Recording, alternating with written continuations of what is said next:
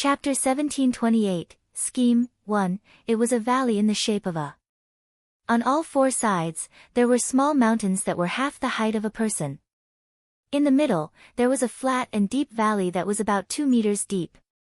The valley was full of unknown flowers and plants, and the scenery was particularly beautiful. Fengde and the others were amazed, but no one planned to go into the valley first. However, Qingxian and the others were somewhat eager to try. "Let's go down and take a look," Qingxian said impatiently. "Miss Cheng, we don't even know if this valley is safe, and you dare to go down?" Fengde glanced at Qingxian from the corner of his eyes as he spoke with a hint of ridicule. "There's no one around this valley. What's the point of going down to take a look?" Qingxian said in a somewhat unconvinced manner. On the way here, these damned guys had always looked at her as if she was an idiot. Now, they were even directly mocking her. This was truly preposterous. If it wasn't for that divine artifact, would she, a young lady of the Qing family's direct line, need to put up with their attitude? She thought indignantly in her heart, and the anger in her heart grew. "If you want to go down, then go down," Fengde said lightly. He had no intention of stopping her. "You guys aren't going down?" Qingxian narrowed her eyes and asked in a slightly displeased tone. "We didn't say we were going down," Fengde said matter-of-factly. "I didn't expect you to be so timid." Qingxian roared in anger. These people didn't want to go down, but they were encouraging her to go down. What was the meaning of this? Did he want her to be cannon fodder? She hated it in her heart. At this time, she had long forgotten that she was the one who wanted to go down and pushed all the blame on Fengde. "No choice. Who asked us to be weak?" Fengde said disapprovingly. "You bunch of cowards." Qingxian was so angry that she clenched her teeth. In her eyes, this Fengde guy was just a piece of meat with no end in sight. Although she hated him to death, she couldn't do anything to him. This fact made her quite depressed. Hee. It's human nature to be afraid of death, and we're no exception. At this moment, Lin Yuan also said. "Miss Cheng, if you want to go down, then hurry up. It's a good opportunity for us to explore the way." Lin Yuan glanced at Qingxian whose expression was somewhat unkind from anger, and urged her to add fuel to the fire. "You guys," Qingxian was so angry that her face turned from white to red, then from red to black. The color kept changing like a palette. She took a few deep breaths and turned her gaze to Leng Ruoxue. "Young Miss Leng, your subordinates are really useless. They're actually so timid. What's the use of having them?" Qingxian's words definitely had the suspicion of sowing discord.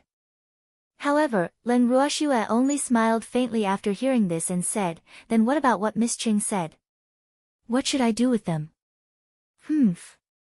If they were my subordinates, I would have abandoned them long ago. Such timid people who don't listen to orders don't deserve to stay by my side," Qingxian said with a face full of pride. Her head was held high like an arrogant peacock, so insufferably arrogant. "I admit that they're timid, but I can't agree with you if you say that they don't listen to orders. When have they ever disobeyed orders?" Leng Ruoxue's beautiful face was filled with question marks. "Thanks, they don't even dare to go to the bottom of the valley. Aren't they disobeying orders?" Leng Ruoxue's words stunned Qingxian and she couldn't help but ask. "But I didn't plan to let them go down," Leng Ruoxue said with a faint smile.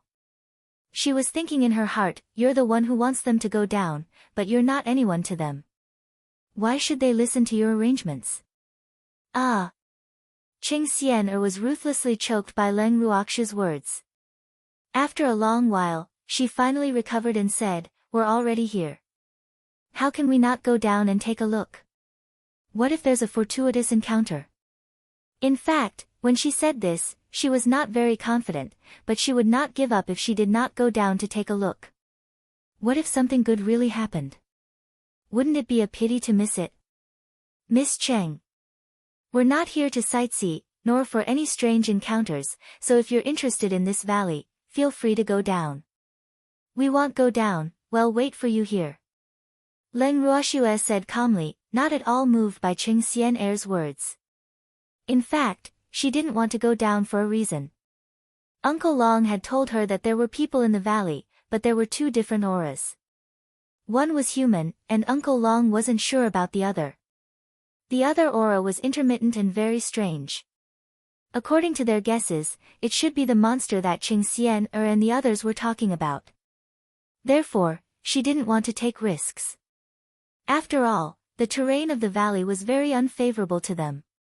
If this was the nest of those monsters, they would be walking right into a trap. Thus, she had decided to wait and see.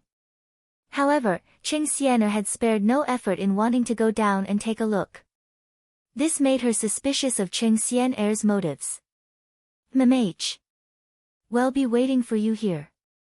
After Feng De and the rest heard Leng Ruoxue's words, they quickly chimed in. You bunch of cowards, if I find anything good after I go down, don't you dare fight with me for it. Qing Xian'er's pretty face was red with anger as she spoke with a look of disdain. "Don't worry, Miss Cheng. Even if you find something good, we won't fight for it. I promise you on my honor. But if you're in danger, don't expect us to go down and save you." Leng Ruoxue said very seriously. She was used to saying the ugly words first. "All right." Qing Xian'er nodded. Just as she was about to go down, she was stopped by Qing Yi. "Xian'er. Don't be willful. You're also not allowed to go down." Qing Yi's face darkened as he spoke in an obviously unhappy tone. There were so many of them. If they all went down together, it would be fine. At least, they could look out for each other. However, Leng Ruoxue and the others had no intention of going down to the bottom. In that case, even if they all went down with Xian'er, there would only be 8 of them.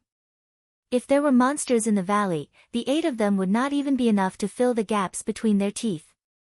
Besides, Third Grandpa had not said anything, so his meaning was very clear. He could not let Xian'er take the risk. "Big brother. Don't stop me, or you'll go down with me," Qing Xian'er requested. "Xian'er. I won't go down, and I won't allow you to go down," Qing Yi said stubbornly. "I must go down." Qing Xian'er's stubbornness was starting to show. She turned her head and saw Ning Haolan in the crowd. With a face full of anticipation, she asked, "Brother Lan.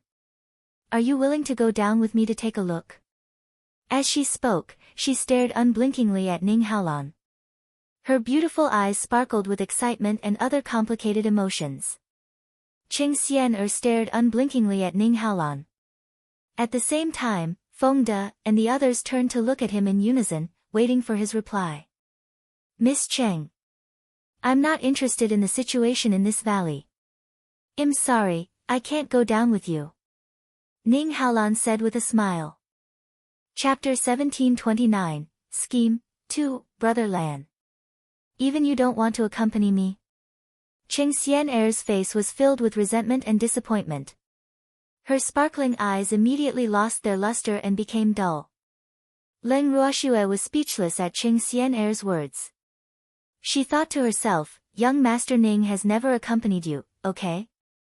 Moreover, from the way she spoke, it seemed like Ning Haolan was a heartless man. If it wasn't for the fact that they knew Qing Xian'er was the one who was in love with him, those who didn't know the truth would have misunderstood Ning Haolan.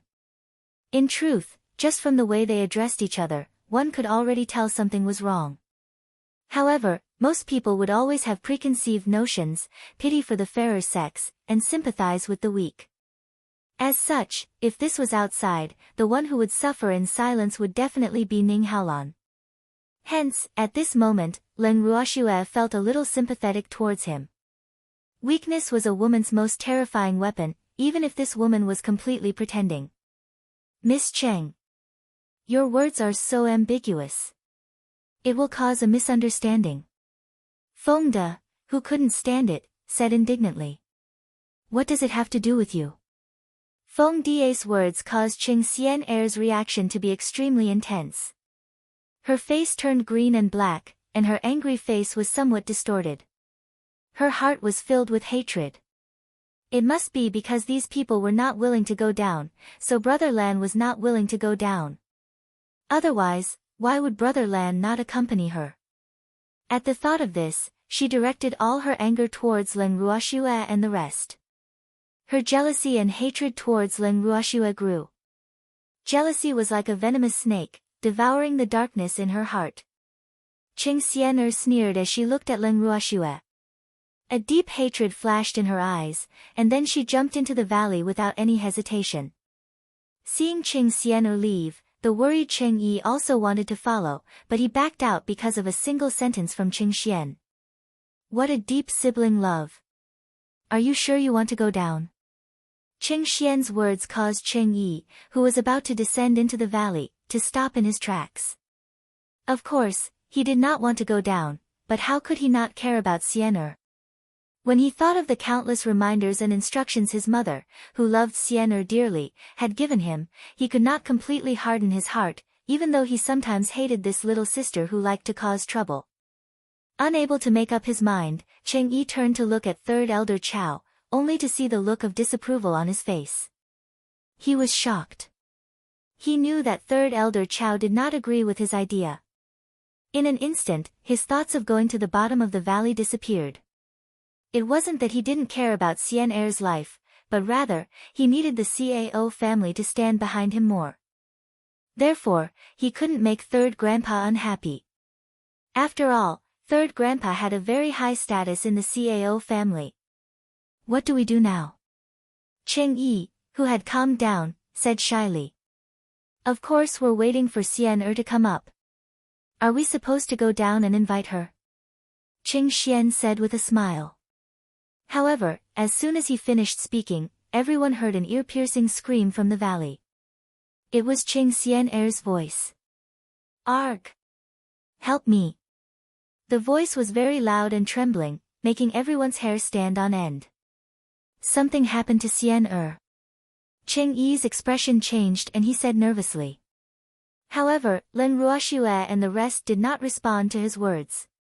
Most of them had turned their heads to the other side, while some looked up at the sky, not looking at him. Thanks, something happened to Xian'er. Cheng Yi said again, feeling even more anxious. After all, she was his sister. Even though he did not go down with her, it was impossible for him not to be worried. However, Leng Ruoxue and the rest did not make any further moves. Hearing the shrieking, he did not dare to go down alone. Hence, he could only stare at Leng Ruoxue and the rest anxiously. After a moment of silence, Leng Ruoxue slowly opened her mouth. Third Elder Chao, what are your plans? Leng Ruoxue asked in a carefree manner. Does young Lady Leng have any good ideas? Elder Chao San asked instead of answering. If you don't go down to save her, I can guarantee your safety. But if you care about your family and insist on going down, then I can't do anything. Leng Ruoxue said honestly. Miss Leng and the others don't plan to go down. Elder Chao San, who understood Leng Ruoxue's meaning, asked unhappily. The situation in the valley is unclear, and our strength is low. Even if we go down, we'll only be courting death. So, I can't let my subordinates suffer any harm because of an insensible Qing Xian'er. After all, it was Qing Xian'er who didn't listen to our kind advice and insisted on going down to the valley to find some fortuitous encounter. If she really did have a fortuitous encounter, we wouldn't be jealous, but if she were to encounter danger, we would be powerless. I can only say that this is the path she chose, so she has to bear the consequences herself. Leng Ruoxue said coldly. Actually, it wasn't that she didn't want to save them, it was that she didn't believe Qing Xian'er who was bent on scheming against her. If the noise just now was Qing Xian'er's intention to lure them down, they would have fallen for it. Miss Leng, I know that Xian'er's words were a little inappropriate, but she is a girl after all. We can't just leave her to die. Elder Chao San's eyes flickered as he advised with heartfelt words. Third Elder Chao. Qing Xian'er won't even share any of the benefits she gets with us, so why should we go and save her when she's in danger? Is this fair to us? At this time, Fengde said with a smile. In his heart, he despised Third Elder Chao's words and deeds even more. What kind of person is this? He didn't use his own divine emperor, but asked them, these weak deities, to help him save people. He really took them for fools. Now is not the time to talk about fairness. After all, Xian is one of us. If something really happens to her and we leave her in the lurch, it will only disappoint everyone. If this matter spreads, it will also damage our reputation. So, we didn't save her just because of her. Elder Chao San's mind quickly turned, and after a moment of silence, he persuaded. Third Elder Chao, look at our strength. Most of us are only at the God realm. Do you think we have the ability to go down and save them? If we can't save them and lose our lives instead, it's not worth it. Do you think we're stupid? Fengde laughed and said. Doesn't young Miss Leng have a spatial god tool? If there's really danger, it'll be fine if we all go inside. Elder Chao San said, unwilling to give up. In truth, he didn't really want to save Qing Xian. He only felt that this opportunity was too good, and it would be a pity if he didn't make use of it. After all, he still had his eyes on the divine tool. If these people listened to him and went to the bottom, they would definitely die. In that case, wouldn't the divine artifact be at his fingertips? Even though his idea was good, how could Leng Ruoxue and the others let him have his way? Third Elder Chao, the situation at the bottom of the valley is unclear. If it's really as you said, there are thousands of monsters, I'm afraid we will be surrounded in the blink of an eye. Do you think we have a chance to enter the house? Leng Ruoxue smiled faintly, her beautiful face full of questions. Chapter 1730, Scheme 3, This. We won't know if we don't try. Elder Chao San said in embarrassment. If Third Elder Chao wants to try, then go ahead. I won't risk my life.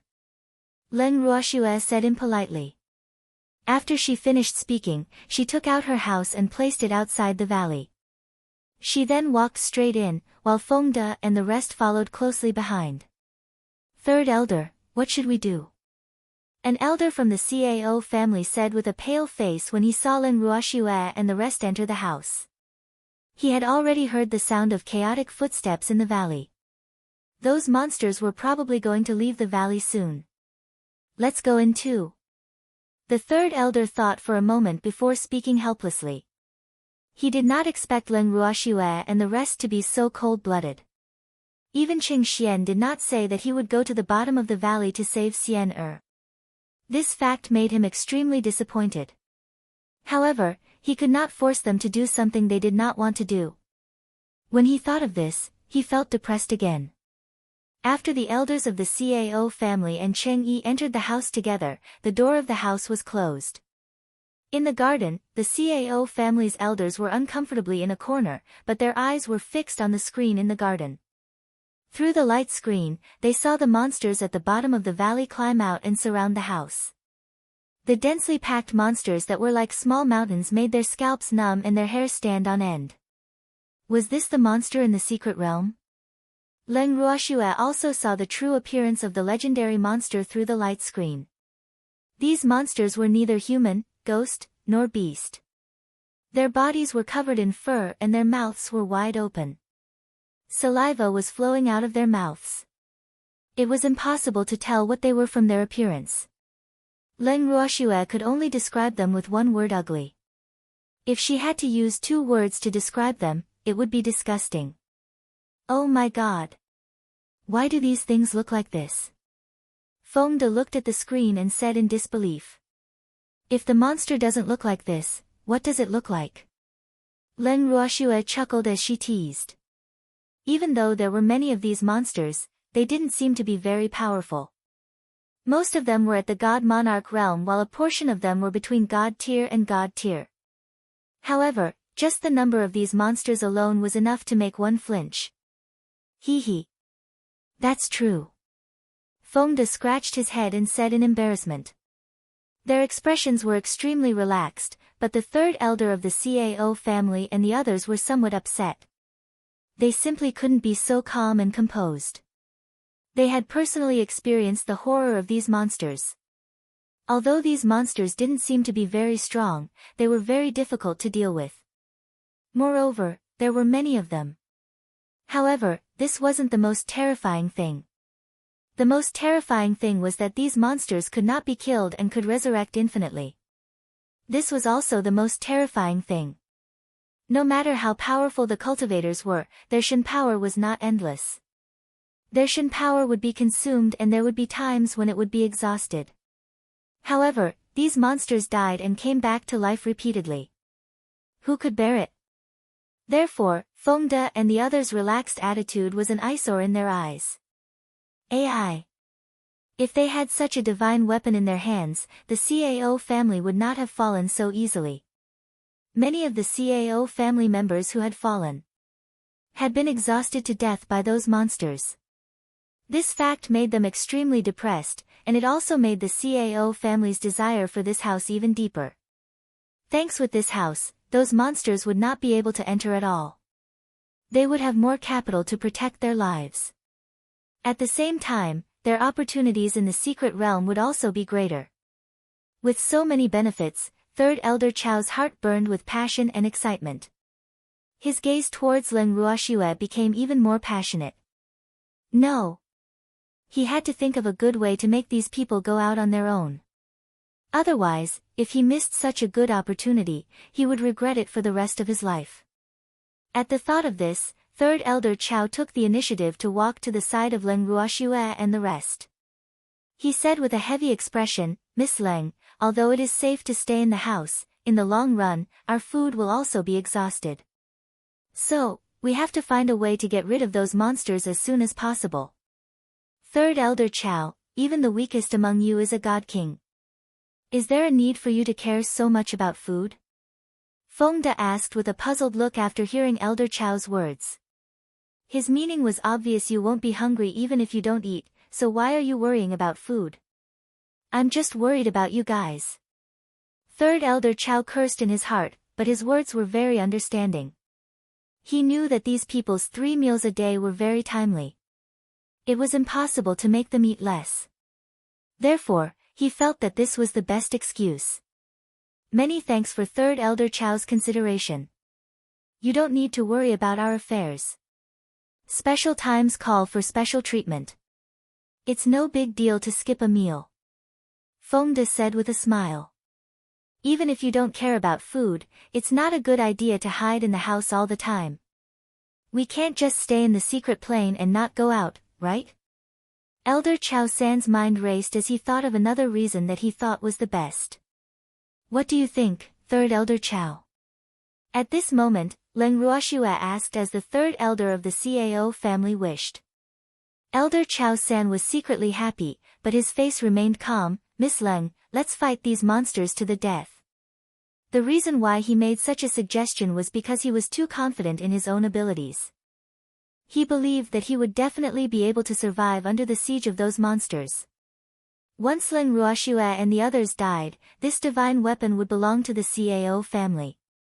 Third Elder Chao, what's the difference between fighting them and us going down to the bottom of the valley? Leng Ruoxue looked at the third elder of the CAO family with a puzzled expression. Her beautiful eyes were filled with anticipation, hoping that he would clear her doubts. "Miss, of course there's a difference. The only difference is that we won't have to reach the bottom of the valley to be killed by them." Fengde sighed as he looked at the third elder of the CAO family with resentment. "I won tea. If your lives are in danger, you can just enter the house. Furthermore, we will do our best to protect you." Elder Chao San hurriedly said. "Do your best to protect them?" When Fengde heard this, he wanted to laugh in his heart. Wasn't this statement a little too watered down? He said that he would do his best to protect them, but if they didn't do their best and killed them, would they become ghosts and come to the CAO family to settle the score? Thinking of this, Fengde's mouth twitched slightly, revealing a somewhat timid smile. "Third Elder Chao, although you have the intention, we can't hold you back. So, there's no need to protect us. Why don't you go out and kill them yourself? With your strength, isn't this a simple matter?" After he finished speaking, he looked at Third Elder Chow eagerly with an extremely expectant gaze, making the fire in Third Elder Chow's heart rise. Chapter 1731, Scheme 4, These Cowards. He didn't dare to go out and court death, but he actually wanted them to go out. This was preposterous. Third Elder Chow's heart was filled with hatred. At this time, he was just like Qing Xian'er, forgetting that he was the one who had suggested this idea. The only thing on his mind was Feng Die's evil deeds. Third Elder Chow, I'll leave it to you. Lin Yuan looked at the uncertain expression on the Cao family's third elder's face and agreed. Miss Leng. What do you say? When the Cao family's third elder heard the two of them echoing each other, he suppressed the anger in his heart and turned to ask Leng Ruoxue. Do you want to hear the truth, Third Elder Chow? Leng Ruoxue asked with a smile. Of course. Elder Chow-san nodded. Then I'll say it. In fact, I also think that this idea is good. If we go out, we'll just be courting death. However, Elder Chow-san and the others are all extraordinary. It'll be easy for them to go out and deal with these monsters. I am looking forward to it. Leng Ruoxue answered honestly. She didn't feel that her words were anything to be ashamed of. Since Third Elder Chow wanted to get them out of here and harbored evil intentions, what was wrong with her giving him a taste of his own medicine? Leng Ruoxue's words rendered Third Elder Chow speechless. Could he say, if you guys don't go out, we won't go out either? In reality, his main goal was to make Leng Ruoxue and the others leave the house. Only then would their accompaniment be worth it. However, who knew that the other party was as timid as a mouse and would not fall for it? This made him feel a sense of defeat. Third Elder Chow, I'll send you out. If there's any danger, I'll let you in immediately, I promise. Leng Ruoxue saw that Third Elder Chow had not spoken for a long time, so she made a solemn vow.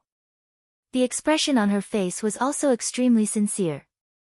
When the demon saw Leng Ruoxue's expression, he was already laughing in his heart. Shuai was really cute when it came to scheming. However, he deserved it. Who asked these guys to have bad intentions? Humph. They dared to bully Shuai. Even if they died, he would not let them have an easy time. On the other side, the third elder was riding a tiger and couldn't get off. His face was filled with embarrassment, but Qing Xian'er's days in the valley were also not good. She had been captured after being discovered by the monsters in the valley. However, the monsters didn't kill her. Instead, they brought her to the hall deep in the valley. A middle-aged man in black sat on the throne in the hall. The man was tall and had ordinary facial features. The aura on his body was very powerful. At this moment, his expression was serious, and a trace of ruthlessness was faintly visible in his shrewd eyes. His tightly pursed lips revealed a trace of impatience. And now, Qing Xian'er was trembling as she knelt in front of him. At this time, Qing Xian'er was in an extremely sorry state. Her clothes were in tatters from the excessive struggle she had put up. Her head was lowered, and she didn't dare to look at the man on the throne. Who is the one kneeling? The middle-aged man said knowingly. Hearing this question, Qing Xian'er's body trembled even more. Her lips slightly moved, but she couldn't say a single word. Thanks, His Excellency is asking you a question. Don't pretend to be mute. At this time, a black-clothed man behind Qing Xian'er ruthlessly kicked her. With a plop sound, Qing Xian'er fell to the ground in a large arc. You're so bold. You actually dare to treat me like this. Do you know who I am? Qing Xian'er, who had been kicked to the ground, suddenly came back to her senses. The eldest Miss Temper had risen again, and she had even forgotten where she was. Ha ha ha. I don't care who you are. You're our prisoner now, so we're being polite to you. In a while, when we draw out your blood and drain your divine power, we'll feed you to those monsters. Your life will be over. At that time, you can go to hell and throw your missy temper. The black-robed man laughed maniacally as he spoke of Qing Xian'er's fate. No, no. You can't treat me like this. I am a young lady of the Qing family, you can't treat me like this. Qing Xian'er stammered incoherently after hearing the black-clothed man's words. A young lady of the Qing family? What was that? In our eyes, you're just a piece of trash that can provide us with fertilizer. As for your identity, it's useless to us. The man in black said sarcastically.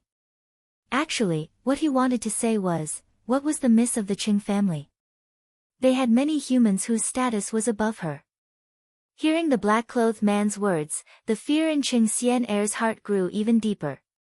This was because the other party didn't care about her identity at all. What was she going to do? What did they care about? She thought hard. Take her away. At this moment, the middle-aged man on the throne spoke. Yes. Yes, the black-robed man replied. Then, he picked up Qing Xian'er from the ground and prepared to drag her out of the hall. Don't. Wait a minute. I have something to say. I'm sure you'll be interested in this. Qing Xian'er cried out in desperation. What else do you have to say?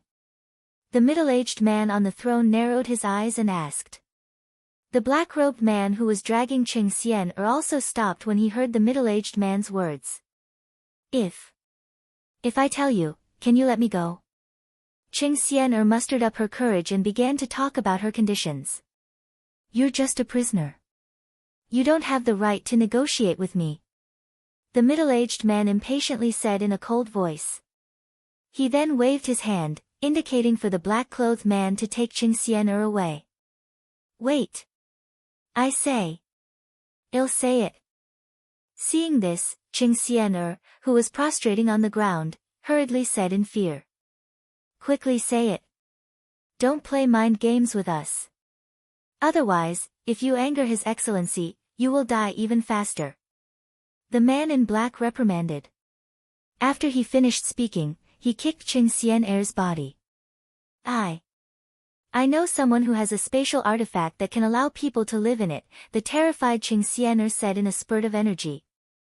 Chapter 1732, Hostage, 1. When Qing Xian'er had just called out about this matter, the regret in her mind had disappeared in a flash.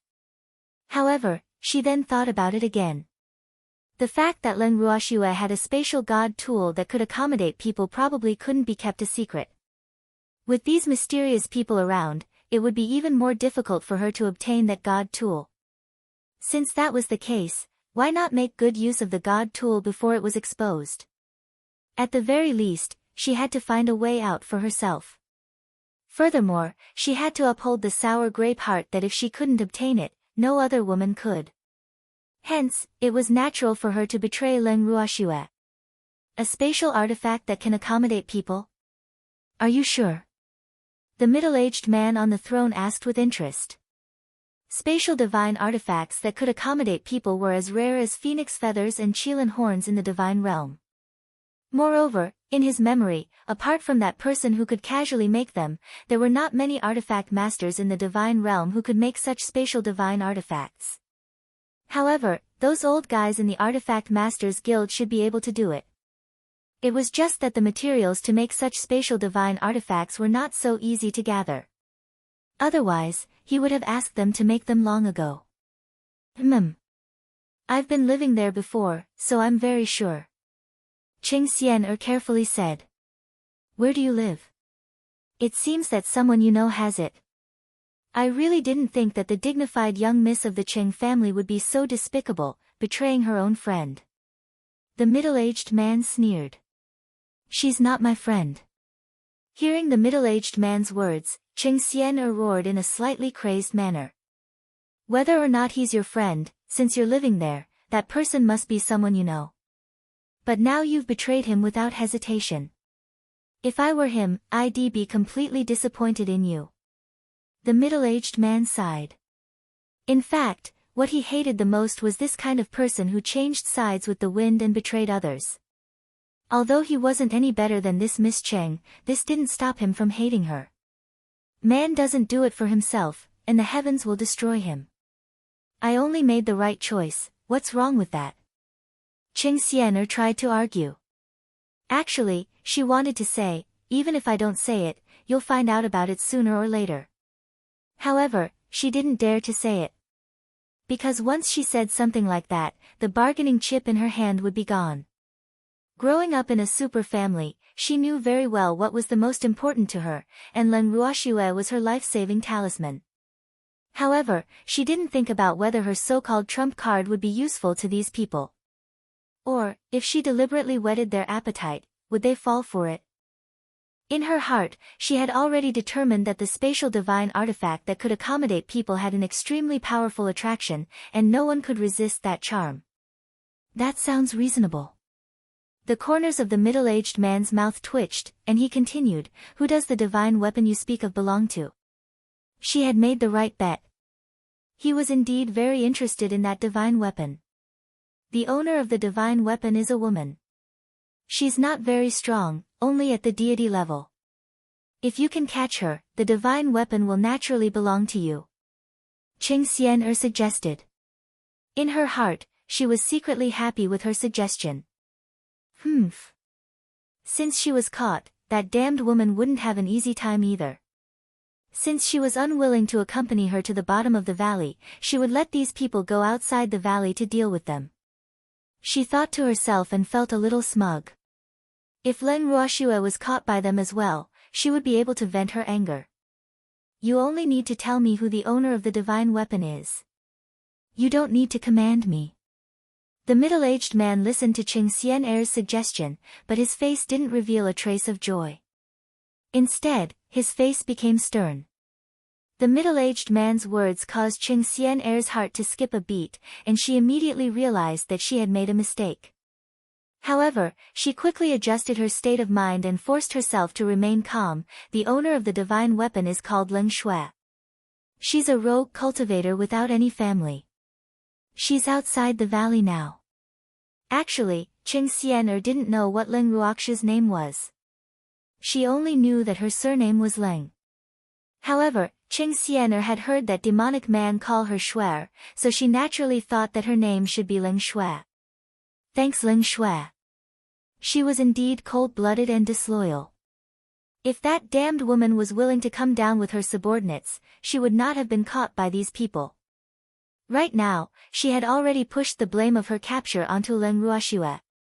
Hence, her hatred towards Leng Ruoxue had deepened by another level. After Qing Xian'er finished speaking, the middle-aged man on the throne gave the black-robed man beside her a look. The black-robed man nodded and left the hall. A moment later, the black-robed man returned and nodded to the middle-aged man on the throne. At this time, Qing Xian'er, who was kneeling on the ground with her head lowered, had no idea that in just a short time, the other party had already gone out to verify and prove that what she said was true. However, the middle-aged man on the throne remained silent, which made her heart tremble with fear. Qing Xian'er kneeled on the ground, her heart in her mouth. The cold sweat on her body had soaked her already tattered clothes. At this moment, she had never felt so nervous before. This was because a single sentence from the middle-aged man could determine her life and death. However, the other party had remained silent. Take her away. After a long while, the middle-aged man slowly spoke. Yes. Yes. The black-robed man replied. Immediately after, he grabbed Qing Xian'er by her collar and prepared to take her out. Don't. I don't want to go out. I've already told you such an important thing, so please let me go. Qing Xian'er sobbed as she tightly hugged the pillar closest to her. No matter how hard the black-clothed man tried to pull her, she refused to let go. She was afraid of death, but she didn't want to die. She knew that once she left this place, she would have no way out. So, before she got the other party's promise, she would not leave this place. Let go. Otherwise, it'll just cut off your hand. The man in black threatened angrily. This woman actually caused him to lose face in front of the Lord. This was outrageous. He would not let her go. I told you such important information. Why won't you let me go? Qing Xian'er said in disappointment. Did I say that I would let you go if you told us about this? The middle-aged man's ordinary face finally revealed a smile. No, it shouldn't be like this. The middle-aged man's words dealt a heavy blow to Qing Xian'er, who muttered to herself. Why shouldn't it be like this? Even if you don't tell us, we'll still find out, right? The middle-aged man was getting impatient. He said to the man in black as if he was shooing away a fly, hurry up and pull her down. Yes. The black-robed man's face was gloomy. With a thought, a long blade emitting a cold aura appeared in his hand. With a flash of the blade, a silver light quickly chopped toward Qing Xian'er's wrist. The corner of Qing Xian'er's eyes felt an unusual cold light, and she instinctively retracted her hand. The black-clothed man took the opportunity to pick her up and bring her out of the hall. Chapter 1733, Hostage, 2. After they left, the middle-aged man on the throne waved his hand gently and a light screen appeared in front of him. The scene outside the valley was displayed on the light screen. At this time, outside the valley, there was a small 3-story building. From the outside, it looked very ordinary and didn't have any extraordinary features. However, the middle-aged man knew that this small building was the spatial divine artifact that Qing Xian'er had mentioned. Looking at the unremarkable house, the middle-aged man's eyes revealed a trace of eagerness. In the entire divine world, there was no one who would not want to own such a house. Unfortunately, the value of this house could not be measured by money. However, he could not understand how the owner of this house could only have the strength of a god. Could it be that he was hiding his strength? After thinking of this possibility, the middle-aged man's expression became serious. He waved his hand again, and the light screen disappeared. The middle-aged man sat on the throne for a long time, deep in thought. A week later, Leng Ruoxue and the rest continued to stay in the house, eating and drinking as they should. The number of monsters surrounding their house increased, but they were unable to do anything to the sturdy house. They could only roar and rage outside, and use their bodies to ram against the walls of the house. Even so, the house was still as stable as Mount Tai, not even shaking in the slightest. With no other way out, the monsters went even crazier like trapped beasts. They let out deafening roars from morning to night and relentlessly hit the solid houses with their bodies. Fengde and the rest, who were in the house, treated their crazy actions like a joke. They would point at the monsters from time to time. In their boredom, they even organized a monster competition to determine the strongest and most physically fit monsters for the top 3. When Leng Ruoxue found out about this, she was speechless. In the garden of the house, the elders of the Cao family looked at the crazy actions of the monsters through the light screen. They were very uneasy. They were afraid that these monsters would break through the defense of the house and rush in from the outside. The number of monsters outside was nearly 3 times that of the ones they had encountered. Other than feeling uneasy, Third Elder Chao felt even more aggrieved. Ever since a few days ago, he had been pushed into a corner by Leng Ruoxue and the rest. He had also thickened his skin and did not go out. He felt that he had lost even more of his status in the eyes of Fengde and the rest. Not only that, but they were also looking at him with slight disdain, which made him feel as if there was a dagger on his back. It made him feel very uncomfortable. However, when he saw the black mass of monsters outside, he really did not have the courage to go out. Therefore, he said, he had been very quiet for the past few days. Miss, there are more and more monsters. It seems like we are trapped here. Fengde looked at the screen and frowned. Yup. But what can we do? There was nothing Leng Ruoxue could do against these ugly monsters. She had heard about their unique characteristics from the Cao family's elder and knew that these monsters were unkillable. Furthermore, she believed that these monsters were only the tip of the iceberg in this secret realm. If they were to leave this house, they would be drowned by the monsters in the next second. Young Lady Leng, could it be that we are really going to be trapped in this mystic realm? An elder from the Cao family who heard their conversation couldn't help but interrupt. Do you have any good ideas? Leng Ruoxue raised her brows and asked indifferently. When the elder of the Cao family heard her question, he was so scared that he didn't even dare to make a sound. What happened to their third elder earlier was still fresh in their minds. Thanks Len Ruoshua saw that the elder had fallen silent and did not say anything else. Instead, she stared at the light screen in deep thought. No one knew what she was thinking. For a moment, everyone was silent. Without realizing it, Len Ruoshua and the rest had been trapped in the house for almost a month. The elders of the Cao family had slowly gotten used to it, but the monster's tempers were getting more and more violent. Furthermore, they were becoming more and more unorganized, only knowing how to charge around. In the hall deep in the valley, a middle-aged man sat on the throne with a frown on his face. The expression on his face was dark and gloomy. When the black-clothed man beside him saw this, cold sweat began to flow down his forehead. Darren's silent and gloomy appearance made him tremble with fear. The more silent this Darren was, the greater the anger in his heart. Once this Darren was in a bad mood, the unlucky ones would be his subordinates, so he was under a lot of pressure. Go and bring that woman from the Qing family here. The middle-aged man ordered after a long while. Yes. The black-robed man replied, then turned around and left the hall. A few minutes later, Qing Xian-er was once again brought to the main hall. At this moment, Qing Xian-er's face was abnormally pale, and she was walking on air. Moreover, her originally bright eyes had become abnormally dull, and there was even a trace of fear in them. When she was still some distance away from the throne, Qing Xian-er knelt on the ground in fear. Her body was trembling like a fallen leaf in the autumn wind, and her head was very low. At this time, she was a lot more haggard than last time. She looked very thin and weak, and she was obviously not as lively as last time. It could be seen that she had suffered a lot during this time. The middle-aged man looked down at Qing Xian-er, who was no longer in her human form, and said indifferently, Miss Cheng. Do you know why I called you here? I don't know. Qing Xian-er replied in a low voice. Miss Cheng, have you seen our methods during this time? The middle-aged man asked with a faint smile. When Qing Xian-er heard this, her face turned even paler, and her body trembled even more. She had witnessed that these people were all demons.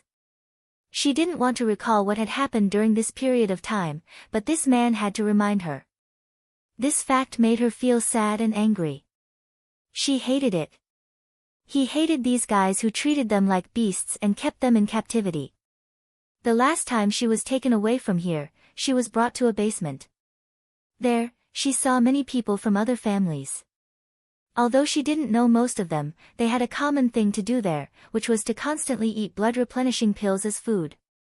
After that, they were drained of their blood day and night. The blood that they shed was watered on a strange flower in a blood pool in the corner of the basement.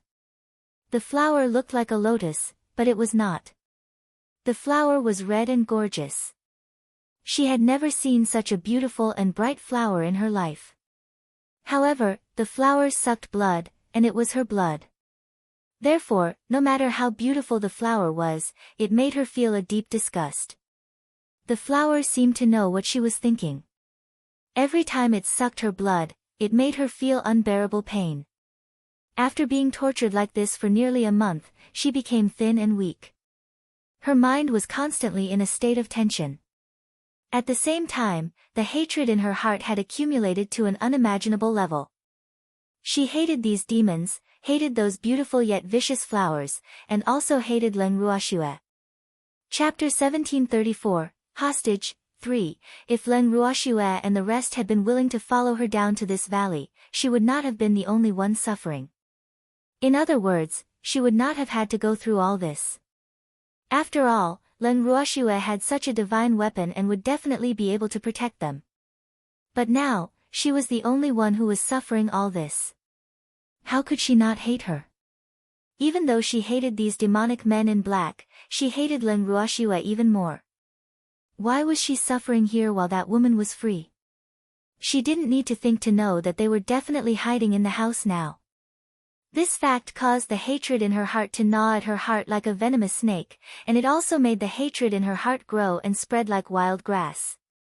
The middle-aged man's words caused Qing Xian-er's mind to spin. Fear, terror, and anger intertwined with each other.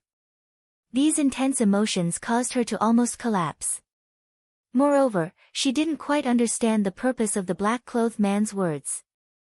However, her mind was still tense, and her back was already soaked. She could only force herself to kneel in front of the middle-aged man. Looking at Qing Xian'er's pale face and her silence, the middle-aged man's mouth twitched and he said in a soft voice, "Miss Cheng, I invited you here to ask for your help." "Help with what?" Hearing these words, Qing Xian'er unconsciously raised her head. Her dull eyes stared at the middle-aged man, trying to see if he was telling the truth. "You've been suffering for the past month, but your comrades have been hiding in their houses and refusing to come out. They're even more unwilling to come and save you. Don't you hate them for being so disloyal?" The middle-aged man asked with a smile. "I hate," Qing Xian'er said in a low voice, a trace of anger flashing across her face. "Since you hate them, do you want to take revenge?" The middle-aged man tempted.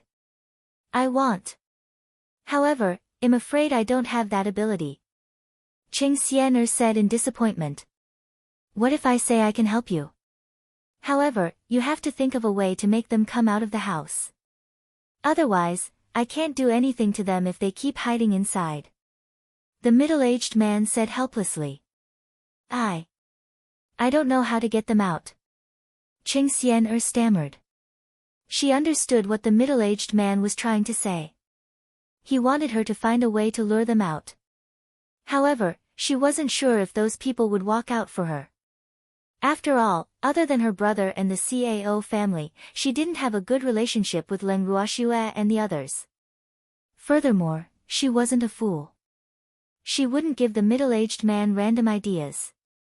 If it didn't work, she would be the one suffering again.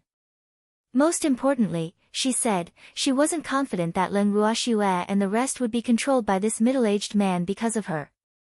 She was well aware that she didn't have such a high status in that detestable woman's heart. "What if I use you as a hostage to threaten them?" the middle-aged man said. He could tell that Qing Xian'er was playing dumb, but he didn't plan to expose her. After all, he still had a use for this woman. "I don't have a good relationship with them, I'm afraid they won't be fooled," Qing Xian'er said hesitantly. Although she was also afraid that the middle-aged man would vent his anger on her, if she were to swear that Leng Ruoxue and the others were not tricked out of the house in the end, she was afraid that her fate would be even worse. Therefore, she did not dare to lie. However, in the ears of the middle-aged man, her words seemed to be an excuse. "That means you have no value at all," the middle-aged man said angrily. Then, he turned to the black-clothed man beside him and ordered, "Take her away. From today onwards, there's no need to give her any blood-replenishing pills." Thanks, the meaning behind the middle-aged man's words was very obvious. He wanted Qing Xian'er's life. Thus, when Qing Xian'er heard this, she was so frightened that she hurriedly said, "Although I'm not sure if I can make them walk out of the house, I can give it a try. Please give me a chance." She didn't want to die. Although she was being sucked dry every day, at least she was still alive. Moreover, during this period of time, she had seen many people's tragic state after death.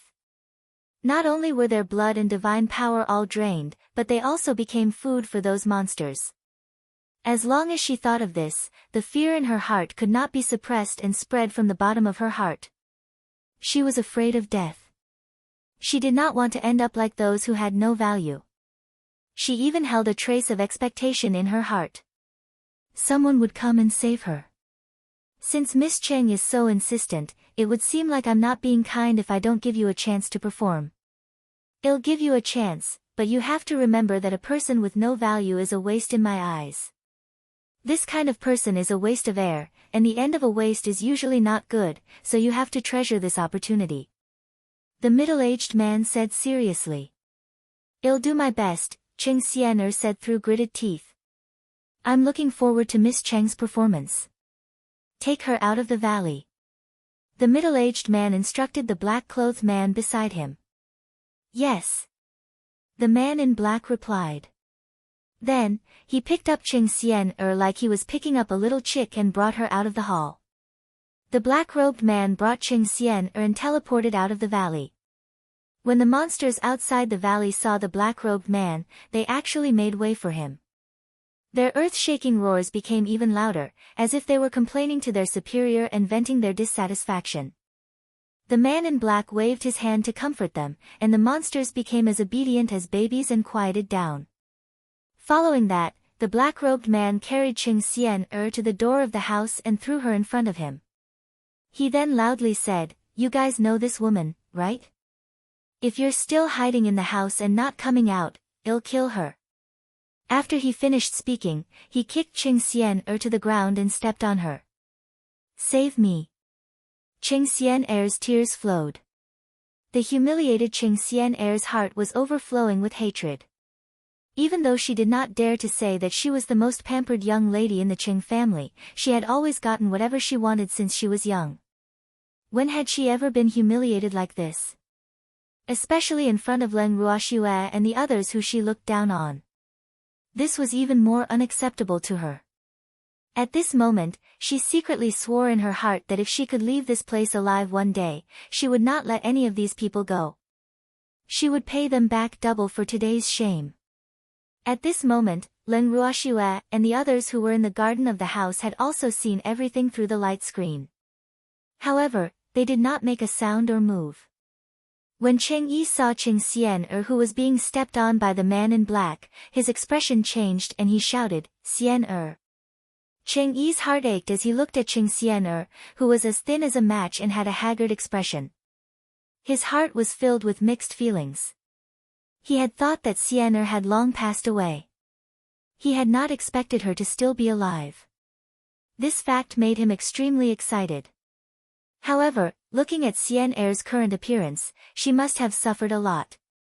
Xian had never suffered like this in her entire life.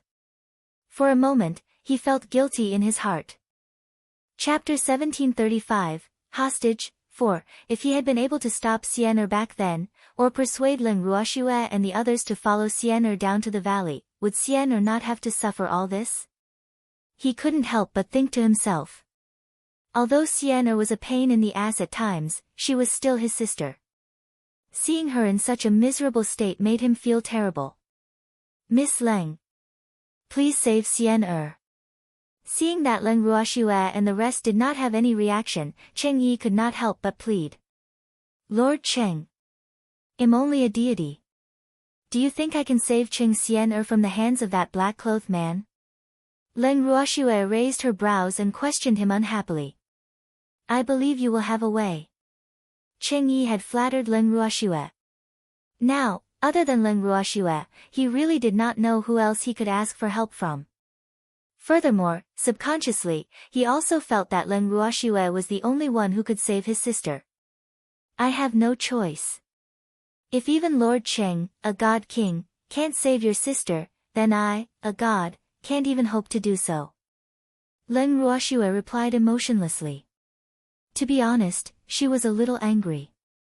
It was obvious that the other party was trying to lure them out, and if they went out to save her, the other party would definitely attack them without hesitation. It was impossible for Cheng Yi to not see through the current situation, but he still wanted her to save her. Was he going to throw away the lives of so many people just for Qing Xian? "I'm sorry." Qing Xian wasn't that important in her heart. It didn't matter if she was disloyal, or if she didn't want to save her, but it was simply impossible for her to risk her life for Qing Xian, who had plotted against her. "Miss is right. Young Master Cheng, please calm down." Feng De agreed. He didn't have any thoughts of saving Qing Xian at all. Moreover, Qing Xian only had herself to blame for falling into the hands of the other party. Why should they take the risk for Qing Xian who they weren't even related to and had a bad relationship with? They weren't that kind of saints, were they? "If you don't want to help, then I'll go out and save them myself," Cheng Yi said somewhat angrily. After he finished speaking, he turned around and walked in the direction of the gate. However, he had only taken 2 steps when he was knocked unconscious by Lin Yuan. As they watched Cheng Yi being dragged back to his original position, the elders of the Cao clan twitched their lips. They thought to themselves, these people are really heavy-handed. The dignified God King has actually been knocked unconscious. Third Elder Chow, what do you think about this?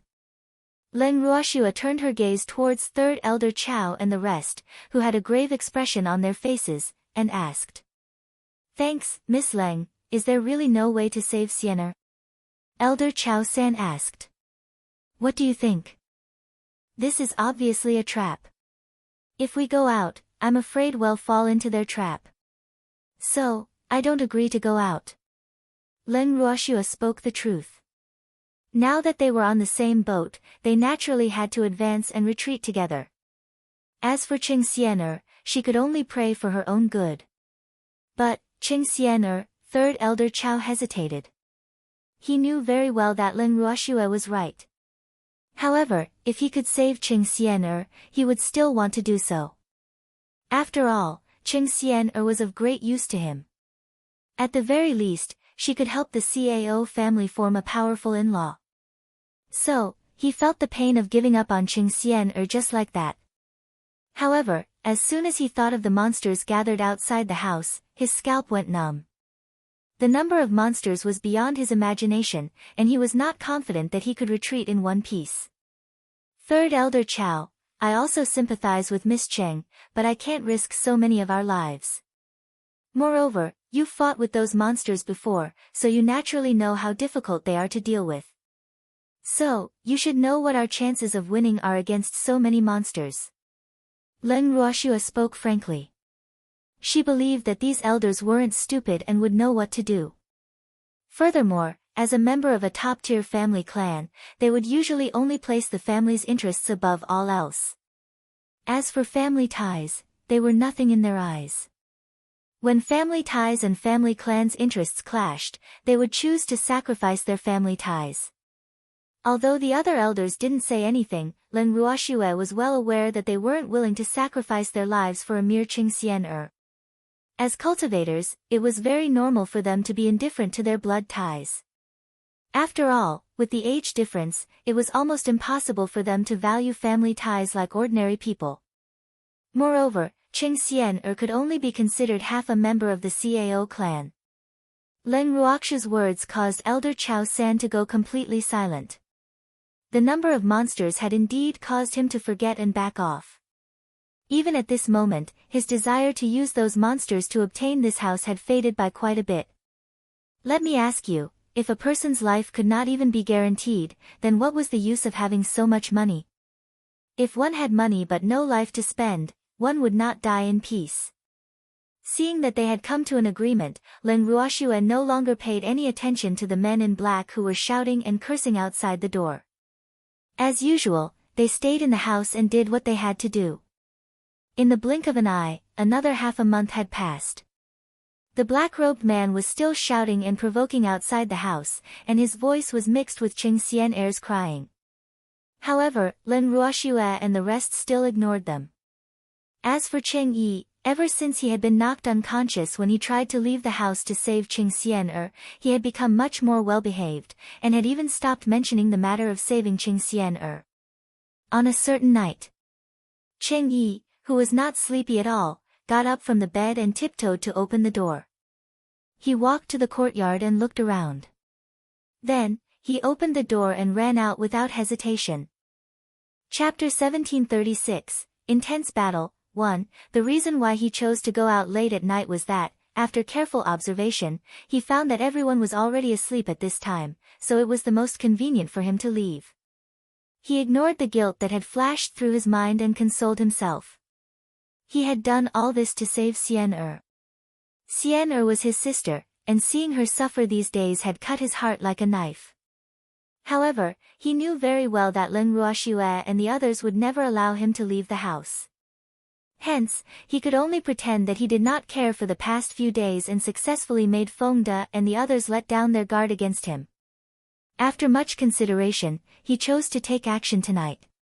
However, he didn't expect to be surrounded by the monsters guarding the gate as soon as he went out.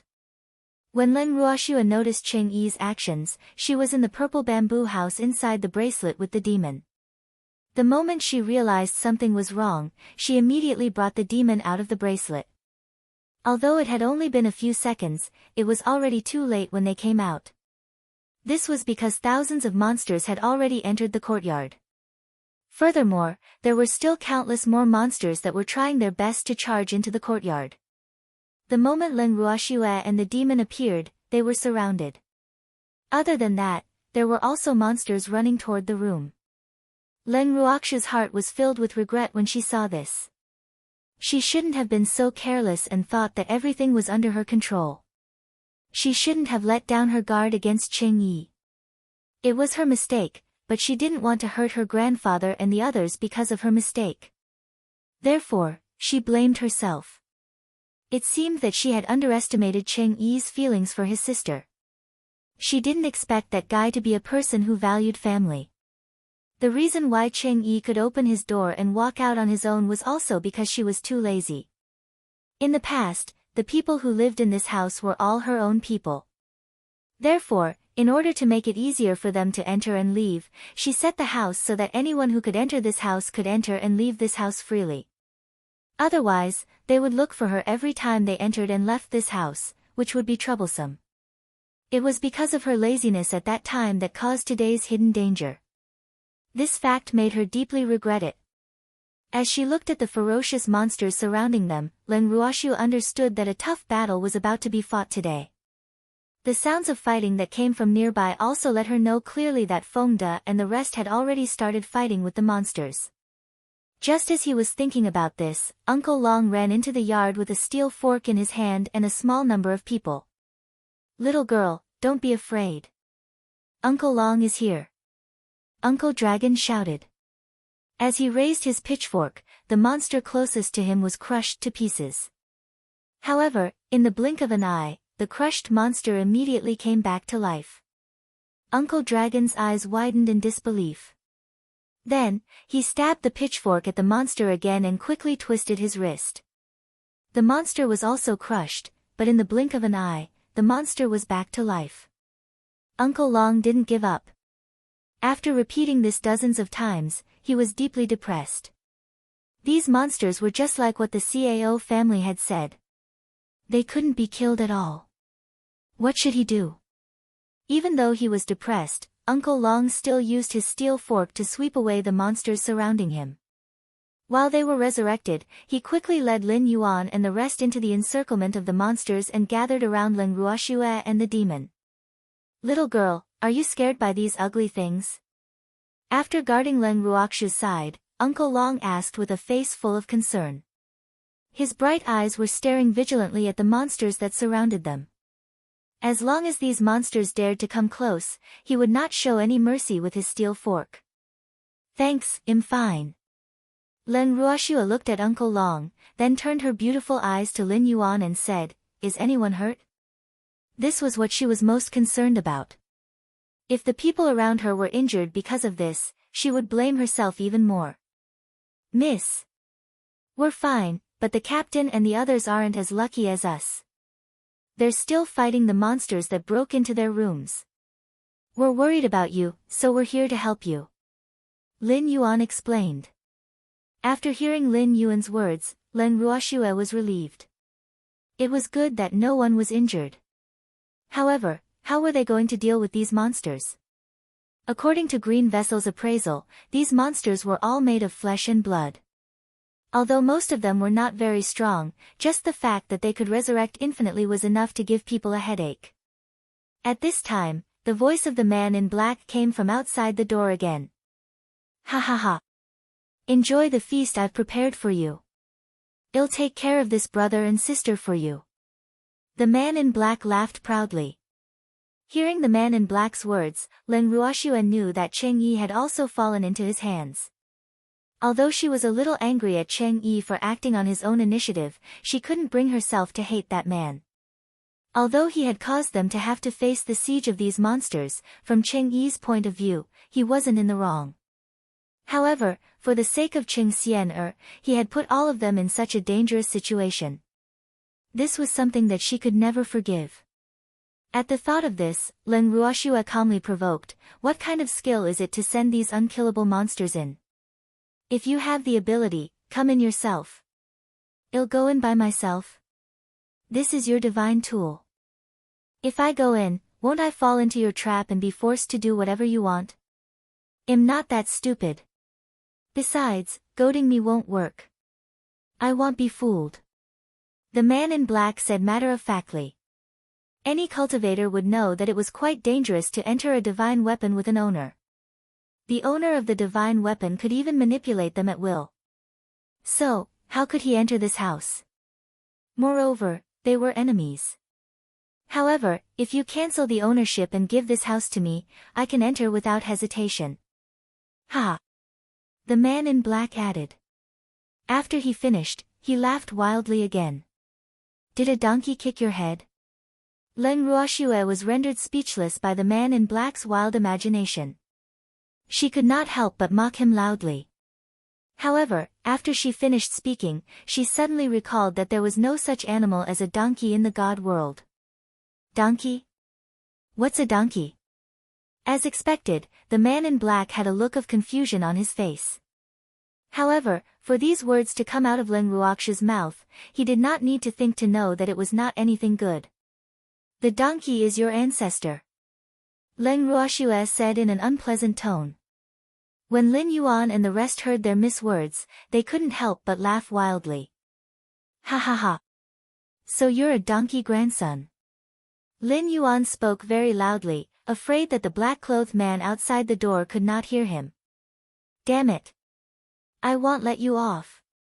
When the man in black outside the door heard this, he immediately flew into a rage out of embarrassment. However, out of caution, he still stayed outside the door. However, the number of monsters that rushed into the house increased, and the door was completely blocked. Even so, the monsters still tried their best to squeeze into the courtyard, even if the courtyard was already full of monsters. Chapter 1737, Intense Battle, 2, Don't just talk with your mouth, come in if you have the ability. Lin Yuan also provoked. Even if I don't go in, I'll still be able to take care of you. The man in black said confidently. After he finished speaking, he took out a silver whistle from his collar and blew it. The monsters in the courtyard started to move when they heard the whistle. After raising their heads and roaring a few times, they all started to attack Leng Ruoxue and the others in excitement. Seeing the monsters suddenly become even more excited, Leng Ruoxue knew that the whistle had taken effect. In an instant, a sword as thin as a cicada's wing and exuding a cold chill appeared in her hand. With a slight twist of her wrist, tens of thousands of fiery red cold glints shot out in all directions. Those cold glints were like shooting stars or phoenix feathers, beautiful and extremely dazzling. When the cold glints hit the monsters' bodies, many of them let out howls of pain. Ow! With their painful roars, their bodies were set on fire. In the blink of an eye, the monsters hit by the cold light were turned into ashes. After waiting for a few minutes, the monsters that had been turned into ashes were resurrected. However, their auras were much weaker after being resurrected, and their strength had decreased. Seeing this, Uncle Dragon quickly shouted, "They're afraid of fire. Those with fire attributes, attack them with fire. You must exterminate them." Lin Yuan and the others heard Uncle Long's words and personally witnessed the damage their Miss Meteor sword shower caused to the monsters. They also used all their skills and infused their own fire attribute divine power into their weapons, attacking the monsters along with the divine skill. In an instant, flames soared into the sky and a strong fire attribute aura floated in the courtyard. The monsters that were attacked saw that their bodies were on fire. Other than letting out a few howls, they did not turn into ashes like when they were attacked by Leng Ruoxue. Instead, they smacked out the flames on their bodies and pounced towards Lin Yuan and the rest with an angry aura. "Miss! Our flames are useless against them." Lin Yuan, who nimbly dodged a monster's attack, took advantage of the gap and said gloomily. "Little girl. It seems like only your flames can harm them." Uncle Long was dumbfounded by the scene. Then, he sent a message to Leng Ruoxue, "Little girl, let's keep those monsters busy and distract them. Quickly use your fire attribute skills to destroy them. If it doesn't work, burn them a few more times. We can't let them resurrect again, or else well die of exhaustion from just fighting them. N. Leng Ruoxue nodded her head without a change in her expression. In her heart, she was quickly communicating with Qing Ju. Sister. Just use your natal divine flame. I don't believe that they'll be able to come back to life after being burned by your natal divine flame. Qing Ju did not believe this. Although his sister's life flame had not completely evolved into the chaos flame, the power of that flame was already not to be underestimated. It should be known that the chaos flame was the top flame that could purify all evil in the world. Under the burning of the chaos flame, no living creature could survive. He believed that no matter how mysterious these monsters were, they would not be able to escape the chaos flame, even if his sister's flame had not truly evolved into the chaos flame. All right. Leng Ruoxue nodded her head. Previously, she had not added her own flames into meteor sword technique. Now, she would be able to test the might of the meteor sword technique that had been infused with her flames. Although she hadn't used the meteor sword technique for a long time, she liked it very much. The main reason was that when she used it, it was unbelievably beautiful. The meteors were like stars in the sky, and the brilliant brilliance was even more difficult to guard against. In her opinion, the meteor sword technique was more suitable for group attacks, especially when the enemy was these monsters. She didn't have to worry about hurting the innocent. Therefore, she didn't feel any pressure when she used it. Thanks as he waved his meteor sword technique, which was infused with his natal flame, a more dazzling flame than before leaped into the air. The flame was red with a hint of purple, and it contained a trace of heart-palpitating pressure. When Uncle Long saw the scorching flame for the first time, his expression froze as if he had thought of something, but he returned to normal immediately. After the flames appeared, the monsters couldn't help but feel a trace of instinctive fear deep in their hearts. This fear even made them have the urge to escape. However, before they could move, thousands of dazzling meteors arrived in front of them. The extremely high temperature directly scorched the monsters' hair. Then, the meteor flames hit them. In the next second, the monsters that were affected by the meteor were all reduced to ashes. This time, they didn't even have time to let out a howl. After waiting for a while, they did not resurrect again. This fact made Uncle Long and the others heave a sigh of relief.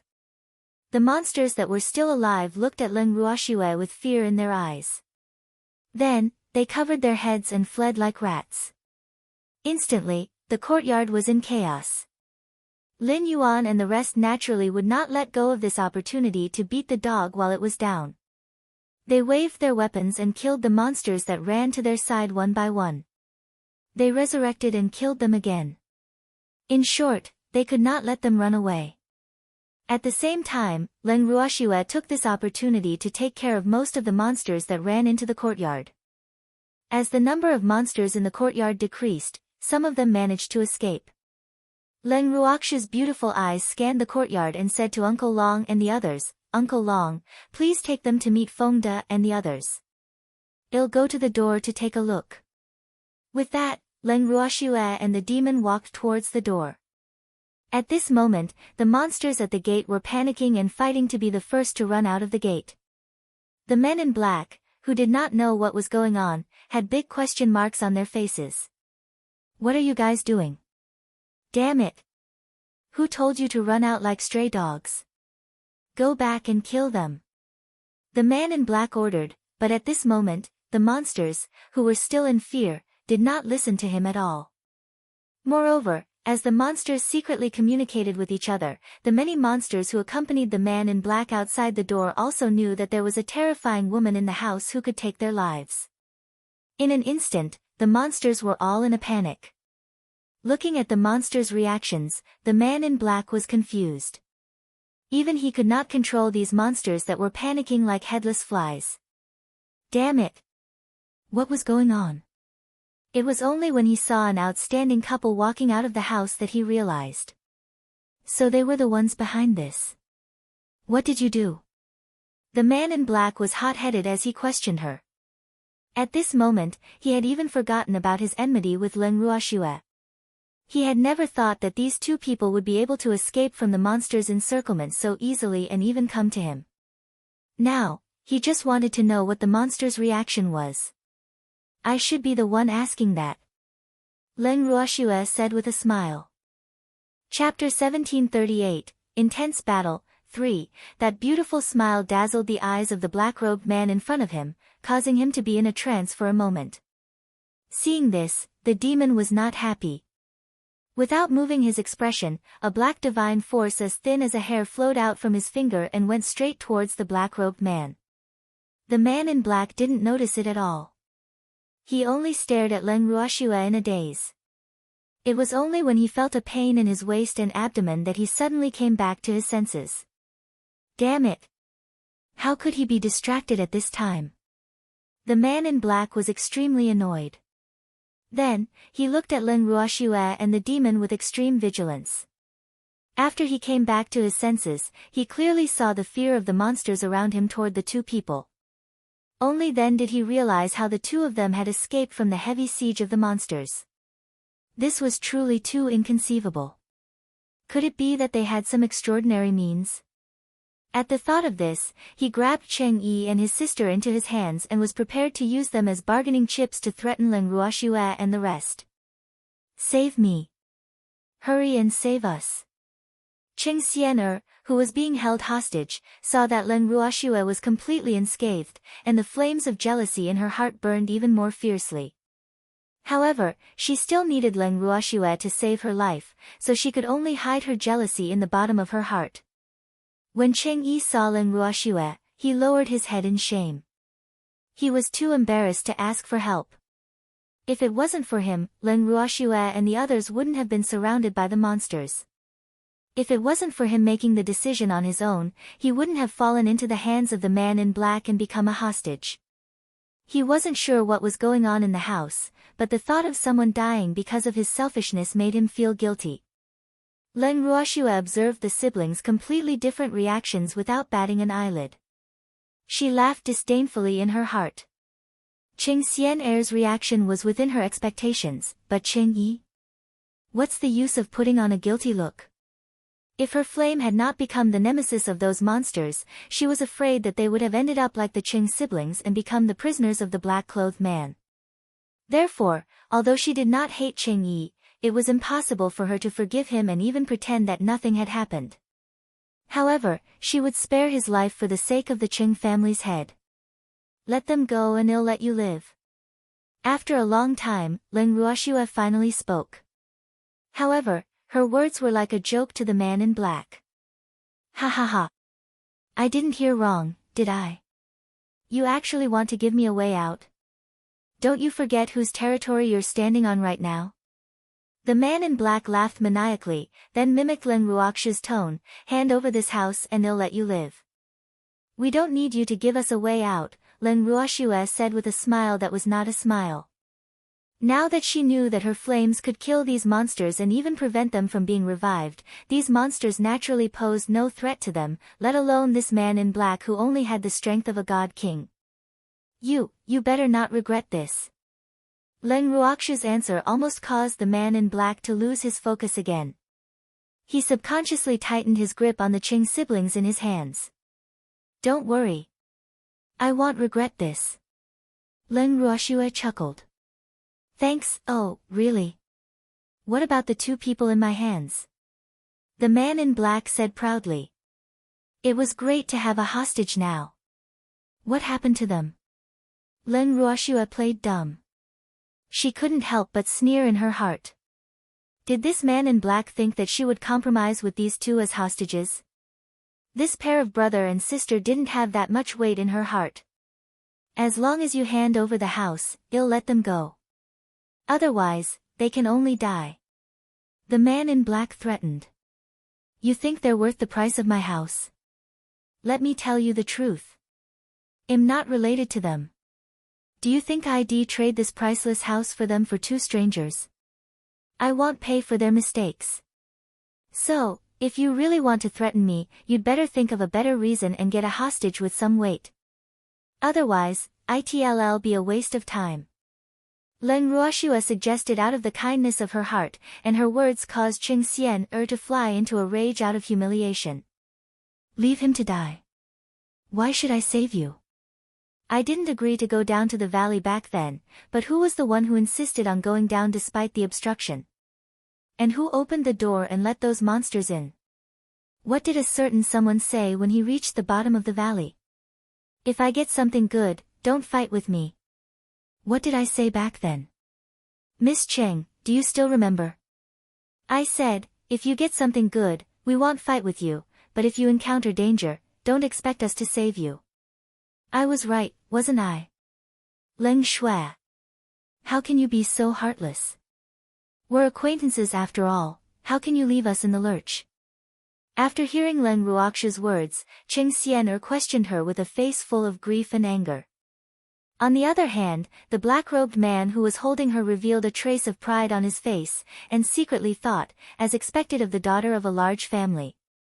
Look at this eloquent and inexplicably disappointed little face, those who don't know would think that she is really miserable. In reality, he agreed with Leng Ruoxu's words. Leave him to die. Why should I save you? I didn't agree to go down to the valley back then, but who was the one who insisted on going down despite the obstruction? And who opened the door and let those monsters in? What did a certain someone say when he reached the bottom of the valley? If I get something good, don't fight with me. What did I say back then? Miss Cheng, do you still remember? I said, if you get something good, we won't fight with you, but if you encounter danger, don't expect us to save you. I was right, wasn't I? Leng Ruoxue said with a smile. Now that Miss Cheng is in trouble, if we don't save her, we'll be leaving her in the lurch. But what if you find the treasure? Will you share it with us? And Qing Yi, did you think about our safety before you went out? Don't tell me you're trying to save your sister. Humph.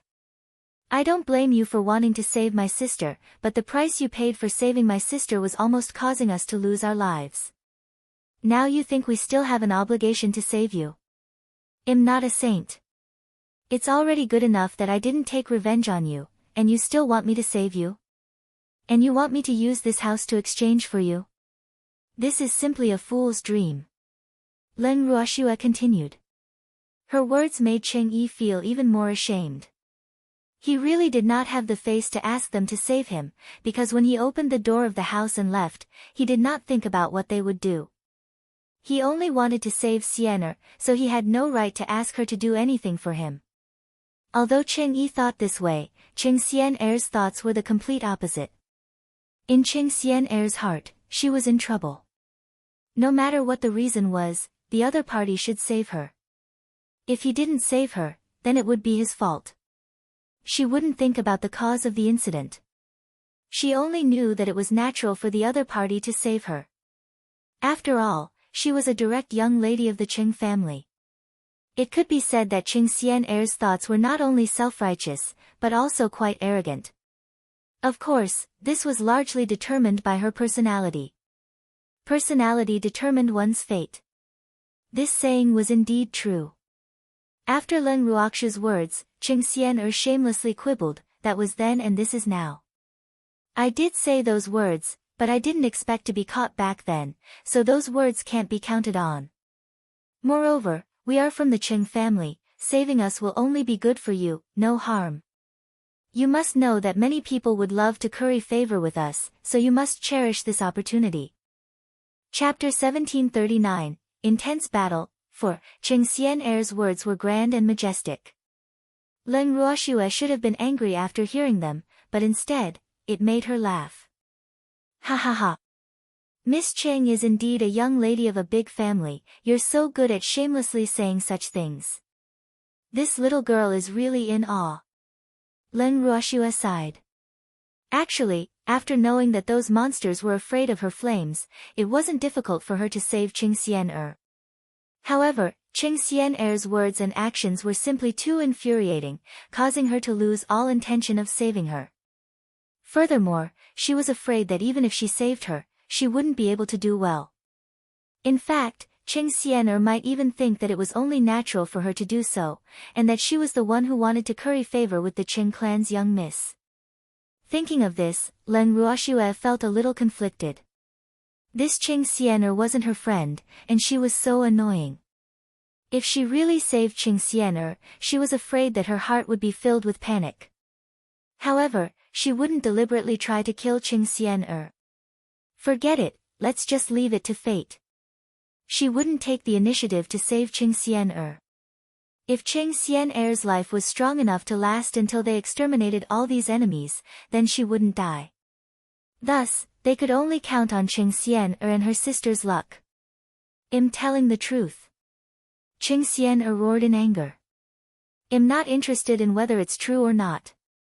Leng Ruoxue said coldly. Following that, she turned her gaze to the man in black and said, "You've seen Miss Chang's performance.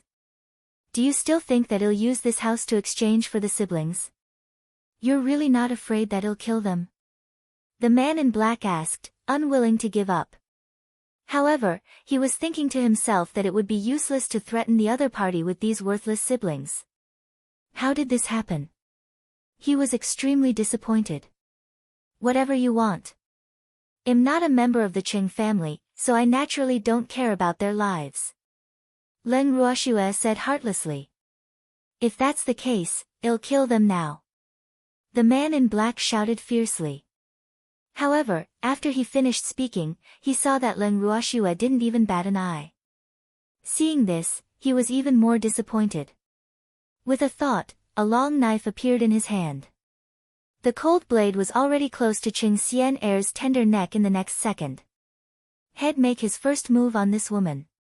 It's all this woman's fault. Don't kill me. Young Master Big Brother, save me. The cold blade pressed against the skin of her neck, and the fear of death crept into Qing Xian'er's heart. She immediately screamed out in fear, but this time, she called out Young Master Big Brother. Leng Ruoxue was not willing to save her, but Big Brother Young Master would definitely save her. After all, they were all blood-related members of the Qing family.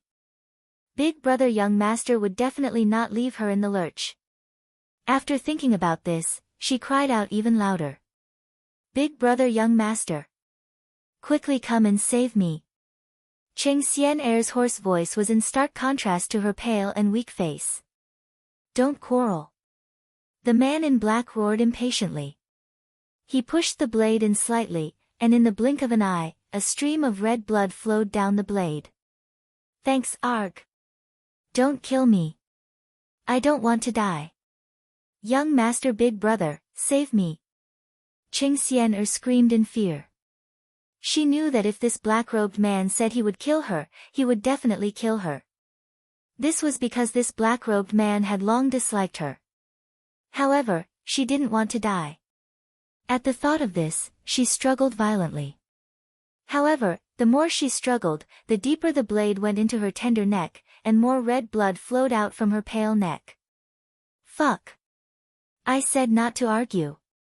The black-robed man's patience was exhausted. He pulled back the knife in his hand and directly stabbed it into Qing Xian'er's abdomen. In an instant, Qing Xian'er didn't even have time to cry out before her body softly fell to the ground. Xian'er. Seeing this, Qing Yi's bloodshot eyes looked like they were about to crack as he screamed in pain. You siblings can reunite in hell. The man in black said angrily. People who had no value were not worthy of living in this world. So, he sent the siblings on their way.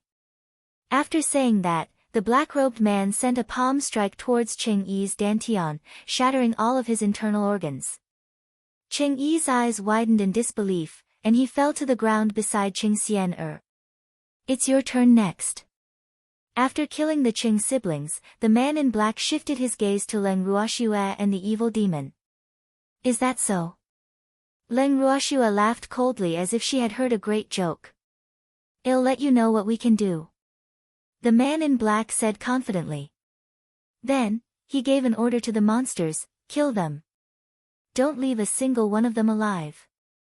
However, after he said that, the monsters only looked at each other. No one dared to move, and the fear in their turbid eyes became more and more obvious. Damn it! Do you dare to disobey my orders? The man in black was furious. These monsters had always been very obedient, but now they didn't respond to his words. It was preposterous. He didn't understand the logic behind it, but in front of Leng Ruoxue and the others, these monsters ignored his orders. This made him lose a lot of face, and it also caused the anger in his heart to burst out. The man in black realized that direct orders were useless against these monsters, so he had no choice but to take out his trump card, which was the silver whistle. This was the best weapon to control them. After the whistle was blown, the monsters on the scene instinctively started to roar at the sky again. They were ready to move, but the fear in their hearts could not make them charge around like before. However, with the whistle, they could not fight back. Tutu. Whoosh. Seeing that the monsters were not so obedient, the man in black blew the whistle again. Chapter 1740, A Scourge Lives for 1,000 Years, 1. This time, the whistle was loud and sharp, completely different from the previous ones. When the monsters heard the whistle, they immediately went crazy. Their eyes turned blood red and a ruthless aura exploded from their eyes. They looked at Leng Ruoxue and the evildoer with a murderous look. In the next second, the monsters surrounded them. Leng Ruoxue's eyes flashed with understanding as she looked at the monsters surrounding them. She knew that the whistle had caused these monsters to lose their minds. They had gone mad and were now a group of fighting machines that were not afraid of death. Their target was her and the demon. Shwa-er. Be careful. The demon reminded them softly, his eyes that were as bright as the stars were vigilantly staring at the monsters that surrounded them. Evildoer, there are so many monsters here. I wonder if the two of us can handle them. Leng Ruoxue's beautiful eyes revealed a trace of worry as she pretended to be afraid. Ha ha ha. You're all going to die today. Hearing Leng Ruoxue's words, the man in black rushed to reply. The expression on his face became more and more smug. Is that so? Leng Ruoxue smiled faintly. What an arrogant fellow. However, this was good. She liked stupid opponents like this. It didn't take too much effort to deal with them. Of course. The man in black was extremely pleased with himself. He looked at Leng Ruoxue with a pitiful gaze and said, if you surrender and hand over the house, I might let you live. Otherwise, you're dead. Really? Leng Ruoxue asked with a look of disbelief. Of course, as long as you surrender. The man in black nodded. But I don't believe you. What should I do? Furthermore, I have no intention of surrendering. Leng Ruoxue pretended to be in a difficult position. You dare to play with me? The man in black was furious. This damn woman actually played him like a monkey, how preposterous, Since there was a way to heaven, but you didn't take it, and there was no door to hell, but you insisted on coming in, then don't blame him for not knowing how to be tender to women. After the man in black had made up his mind, he blew the attack whistle again. Instantly, the monsters that had surrounded Leng Ruoxue and the evildoer began their ferocious attack. These monsters had completely lost their rationality. Pain and fear had long since left them. Even though the flames on Leng Ruoxue's hands would still cause them irreparable damage, they no longer had any fear in their hearts. The only thought in their minds was to attack. He had to exterminate these humans. Because that was the most important mission in their lives. These monsters that did not care about pain and had no fear in their hearts gave Leng Ruoxue and the demon a headache. The two of them stood back to back and used their divine skills to attack the monsters in front of them. At the same time, they also had to split a part of their attention to pay attention to the black-robed man's every move. When the black-robed man saw the red and purple flames from Leng Ruoxue's hands, his eyes narrowed. He understood what was going on. No wonder those monsters were so afraid. The flames in this woman's hands were so powerful. What kind of flames were those? His curiosity was piqued. Those monsters were immortal monsters created by his lord. They could resurrect infinitely. However, after being attacked by the woman, they could no longer survive. This fact made him extremely frightened. As he watched the monsters decrease little by little, he had a bad feeling in his heart. If this continued, these monsters would be killed by this woman. What was this good? The man in black was getting anxious. While Leng Ruoxue and the demon were busy dealing with the monster, he quickly shot a ray of black divine power at Leng Ruoxue. Thanks, little girl, be careful.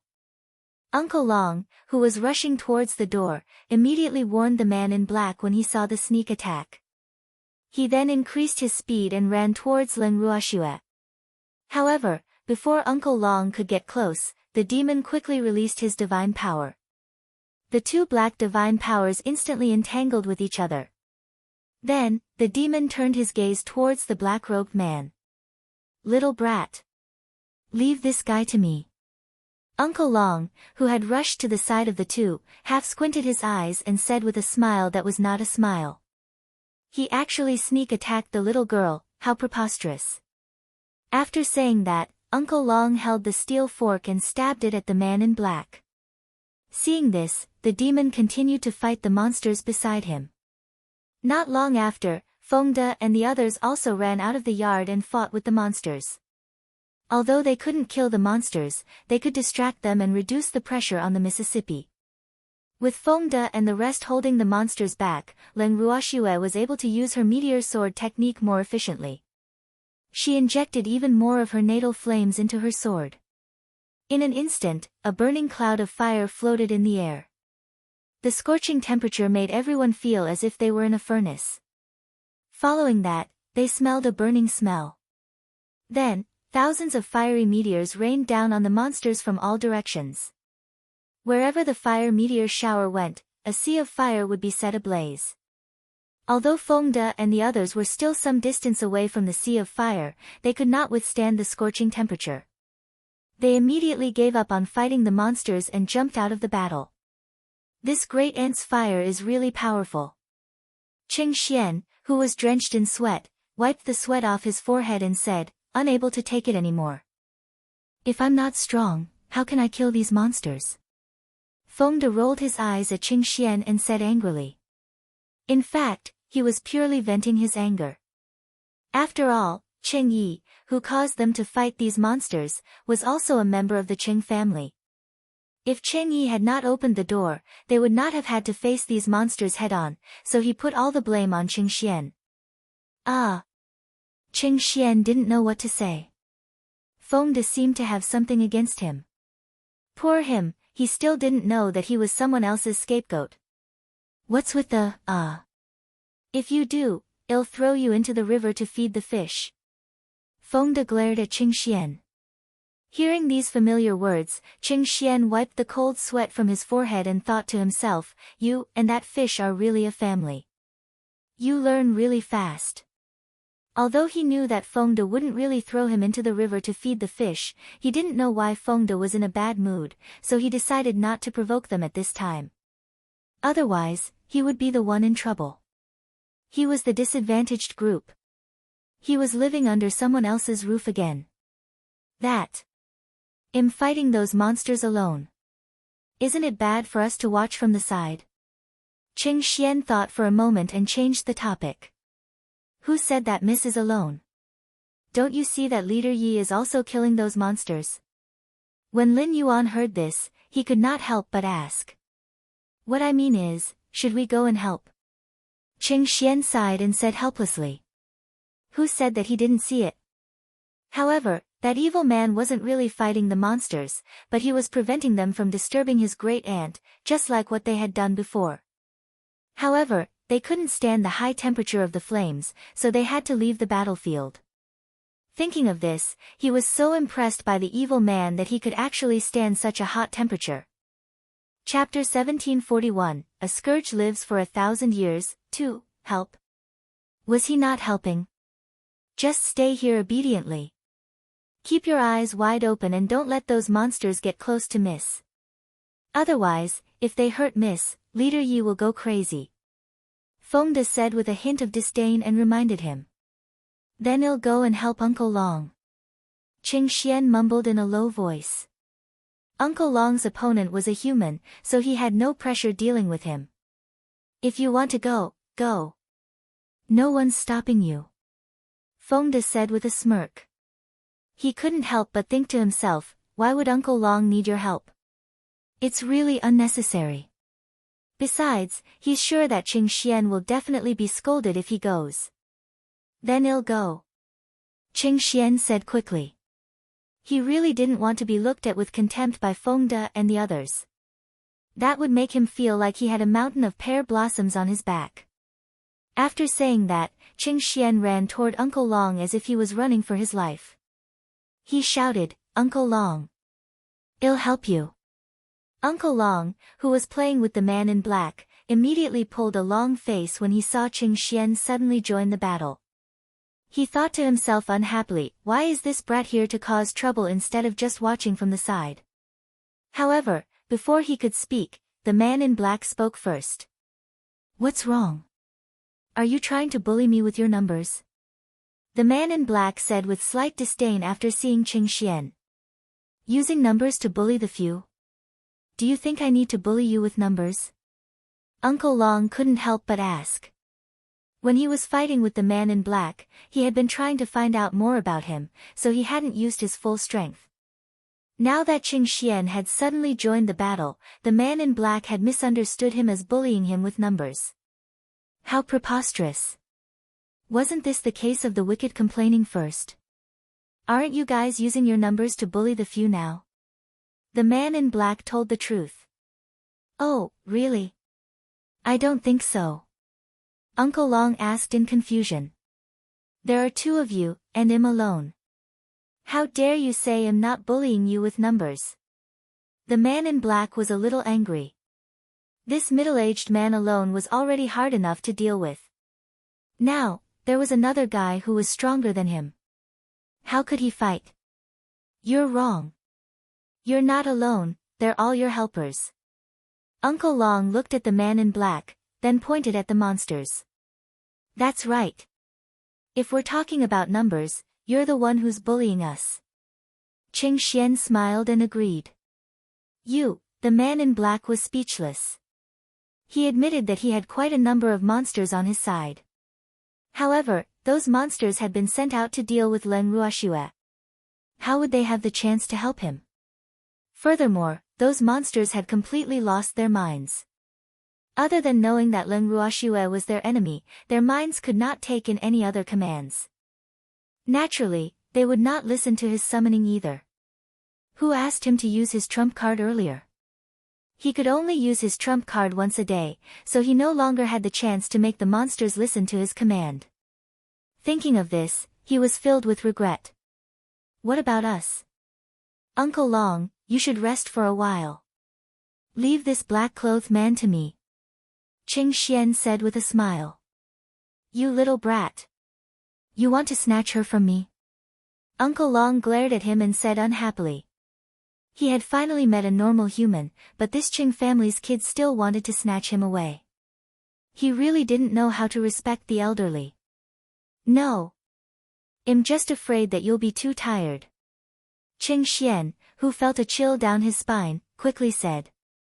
Thanks, I'm not tired of dealing with such a small thief, kid. Go play in the mud, be good. Uncle Long coaxed. After that, he kicked Qing Xian out of the battle circle between him and the man in black. Then, he started to tease the man in black. Qing Xian, who had almost fallen to the ground, was so depressed that his facial features were twisted together after hearing Uncle Long's words. Woo! He's already so old, but he's still being asked to play in the mud. This is too much. He doesn't even know how to use a better reason to coax me. Qing Xian returned to Feng Die's side, full of dissatisfaction and grievances. Young Master Cheng. There's mud over there, you can go play. Feng De pointed to a small corner with a smile. The crowd burst into laughter. Qing Xian's face flushed red, and he gritted his teeth as he glared at Feng De. He didn't dare to mess with Uncle Long, but did that mean he didn't dare to mess with Feng De? Woo! Thinking about it, he really didn't dare to offend Feng De because this guy was Leng Ruoxue's man. If he offended him, Great Aunt would definitely not let him off. Why was he so pitiful? Not only was there no one to dote on or love him, but he was also bullied by these people everywhere. The more Qing Xian thought about it, the more aggrieved he felt. Slowly, his eyes actually turned red, and tears began to well up in his eyes. Fengde and the others were surprised to see him like this. "Young Master Cheng, are you going to cry?" "Of course not." "Why do I feel like crying?" Cheng Xian said, a little embarrassed. He had only said it on a whim. As a man, it was impossible for him to not be able to take such a small blow. Hee. It's good that you don't want to cry. Otherwise, we'll have to spend a lot of effort to coax you. You're not a weak little white flower, we really don't want to coax you. Fengde said with relief. You want to coax a weak little white flower? Cheng Xian rolled his eyes and said in a speechless manner. Of course, which man doesn't like to have tender feelings for women? Fengde said matter-of-factly, not noticing that there was something wrong with Cheng Xian's question. After he finished speaking, he suddenly felt a cold breeze behind him, and then he heard a strange voice behind him. So you like to have tender and protective feelings for women? He liked weak little white flowers. I've known you for so long, but I only found out today. Lu Tao's face was black as she stood behind Fengde and said coldly. Arg. Tao. You've misunderstood. I don't like little white flowers, and I don't like to have tender feelings for women. If I have to pity someone, I'll only pity you. Hearing this unfriendly tone, Fengde quickly turned around and glared at Cheng Xian, who was laughing very happily, with hatred in his heart. That hateful guy, he actually dared to trick him and caused his Tao to misunderstand. Sob. Women are scary when they're jealous. What should I do? Fengde was in a daze. He peeked at Lu Tao uneasily like a little wife. His hands kept twisting the corners of his clothes, and cold sweat kept dripping down his body. Woo! I'm dead for sure this time. He did not know how Tao would punish him. He felt very uneasy. Don't be talkative. Miss always said that if a man's words could be trusted, even a sow could climb a tree. I think he was talking about you. Besides, even if you have any dirty thoughts in your hearts, can't you see what time it is now? Miss is fighting those monsters to death for us. You guys actually still have the time to joke around here. I think you've really had enough of living. You should really let those monsters eat all of you men, so that you won't harm women in the future. In her anger, Lu Tao overturned the entire boat, including all the men. When Ning Haolan and the others, who had been shot innocently, heard Lu Tao's words, they all looked at Fengde with resentment. The meaning on their faces was obvious. You're the one who caused this trouble, so you have to settle it yourself.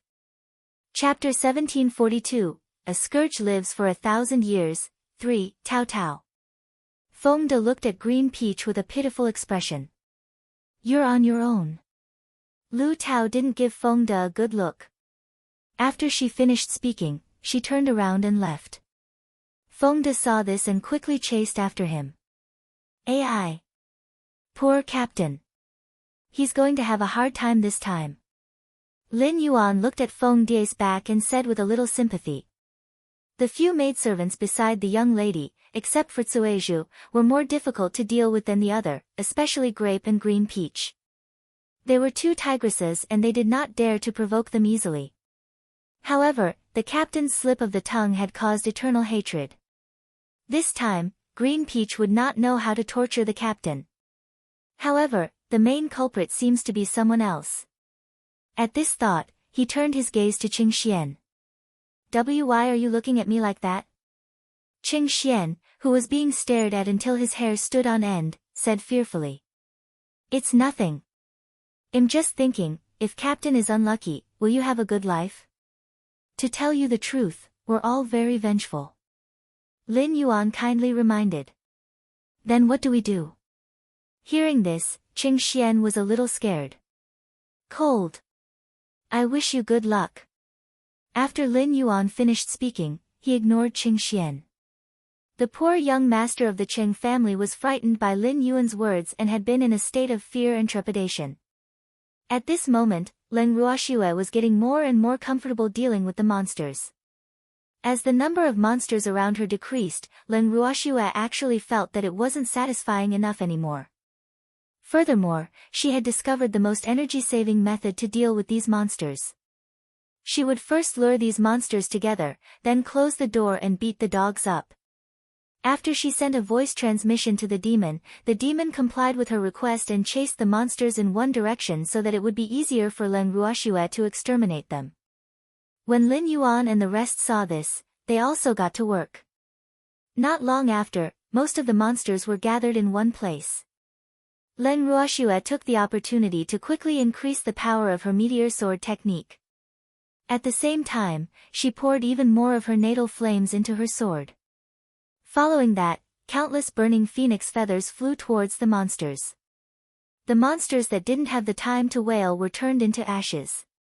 After that, Len Ruoxue quickly released 2 fire dragons that were condensed from her divine power. The 2 fire dragons bared their fangs and brandished their claws as they danced in a circle in the air. The remaining monsters were all reduced to ashes. After taking care of all the monsters, Len Ruoxue's beautiful eyes turned towards Uncle Long and the man in black, who were still in the middle of a battle. Uncle Long's strength was clearly not on the same level as the black-robed man's. Of the 2 people fighting, Uncle Long was dealing with them very easily, while the black-robed man was already panting and out of breath. Uncle Long! Stop playing! Quickly end the battle! Len Ruoxue urged him helplessly. All right. But, little girl, do you want him to live or die? Uncle Long asked as he fought. Just kill them directly. I don't need him to be alive. Len Ruoxue said with slight disdain. Yes, sir. Uncle Long replied with a smile. Thanks. The man in black, who was busy fighting with Uncle Long, almost vomited blood when he heard their conversation. However, the next second, he died under Uncle Long's steel fork without even having the time to leave a last word. After killing the man in black, Uncle Long came to Len Ruoxue's side and said with a serious expression, "Little girl, I thought you would let him live. Maybe we can get some useful information from him." There's no need. I already know most of what I need to know. Len Ruoxue said confidently. Ever since they left the courtyard, she had arranged for Qing Ju to read this fellow's mind. However, this fellow did not know much, so she did not get much useful information. Really? When Uncle Long heard Len Ruoxue's words, a trace of surprise appeared on his face. It seemed like this little girl had quite a few tricks up her sleeve. He's just a small fry, he's not of much use. Len Ruoxue nodded. That's true. This black-clothed man's strength is truly too low. Uncle Long said, a little unsatisfied. Uncle Long. Do you want to go to the bottom of the valley to take a look? Len Ruoxue chuckled as she asked. All right. It's also a good opportunity to see if there are any good opponents. Uncle Long agreed. You guys want to go to the bottom of the valley? At this moment, a cry of surprise rang in their ears. When Len Ruoxue and the rest heard it, they turned around. Third Elder Chao, how's your situation? Len Ruoxue looked at the 3rd elder of the Cao family, who was in a sorry state, and asked with concern. Ai. It was a long story. Of the 6 elders of the Cao family, 4 are dead and 1 is seriously injured. Elder Chao San said with a sorrowful expression. He hated those monsters to death. How did this happen? Len Ruoxue's face was filled with confusion. The elders of the Cao family were definitely stronger than those monsters. Even if they couldn't kill those monsters, they shouldn't have been killed by them. She could not understand. I don't know why, but those monsters went berserk and attacked us one by one. Those elders fought against 100 of them, but they couldn't fight them and all died. As Elder Chao San spoke, tears streamed down his face and he choked on his sobs. 3rd Elder Chao, my condolences. Len Ruoxue consoled. She understood now. Those few elders were killed by the monsters after the frenzy. This could only mean that they were unlucky because at that time, most of the monsters were targeting her and the demon. She didn't expect that there would be monsters targeting the CAO family's elders. AI. That's right, after you killed these monsters and black-clothed men, did you save Xian Er and Yi Er? How are they? Elder Chao San sighed heavily and asked again. He really didn't expect that Miss Leng could deal with those unkillable monsters. If he had known earlier, he would have followed her closely. It would have been better than the loss of several elders in the CAO family. He really regretted it. Those elders were equivalent to being killed by him, who asked him to have a trace of luck in his heart. They were killed by this man in black. Leng Ruoxua pointed at the man in black. He's dead. After listening to Leng Ruoxua's words, Elder Chao San was lost in thought for a moment. Then, he ran to Cheng Xian Er and Cheng Yi's corpses and started to wail. Woo-woo. Xian Er, Yi Er. You all died so miserably. How am I going to explain this to the Cheng family? I can't see them, and am too ashamed to face the ancestors and ancestors of the CAO family. I'm the sinner of the CAO family. Elder Chao Sen cried as he shouted, causing Leng Ruoxua to frown. This old man really made her speechless. She didn't usually see him like this Cheng family brother and sister much, and even gave them a hard time. Now that he knew that they were dead, he cried so sadly. Those who didn't know would think that the dead were his descendants. In fact, apart from having half the CAO family's blood flowing in them, the Cheng siblings had no relationship with him at all. In that case, who was this old man showing this to? Leng Ruoxua couldn't figure it out, but they wouldn't feel much anyway. Chapter 1743, A Scourge Lives for 1,000 Years, 4, Third Elder Chao, the dead cannot be brought back to life. My condolences to you.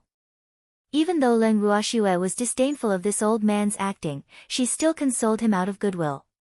After Leng Ruoxua finished speaking, Third Elder Chao choked on his sobs for a while before slowly getting up. Suddenly, he noticed that Cheng Xian Er's eyelids seemed to have moved. He quickly shouted, Wait! Xian Er didn't die. What? When Leng Ruoxua and the rest heard this, they quickly ran to Cheng Xian Er's side and bent down to check. After checking, they found that Cheng Xian Er was still alive.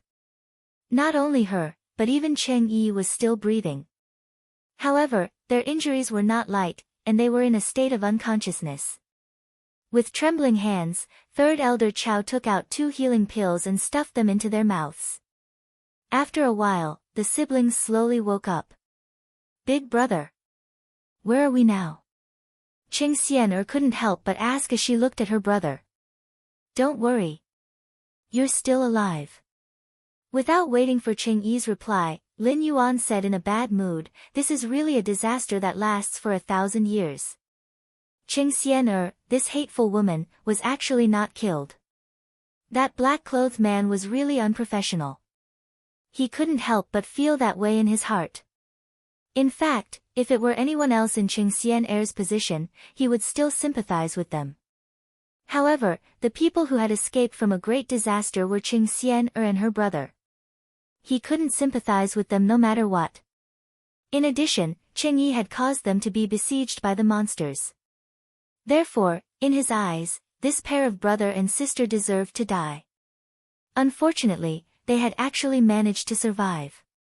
AI.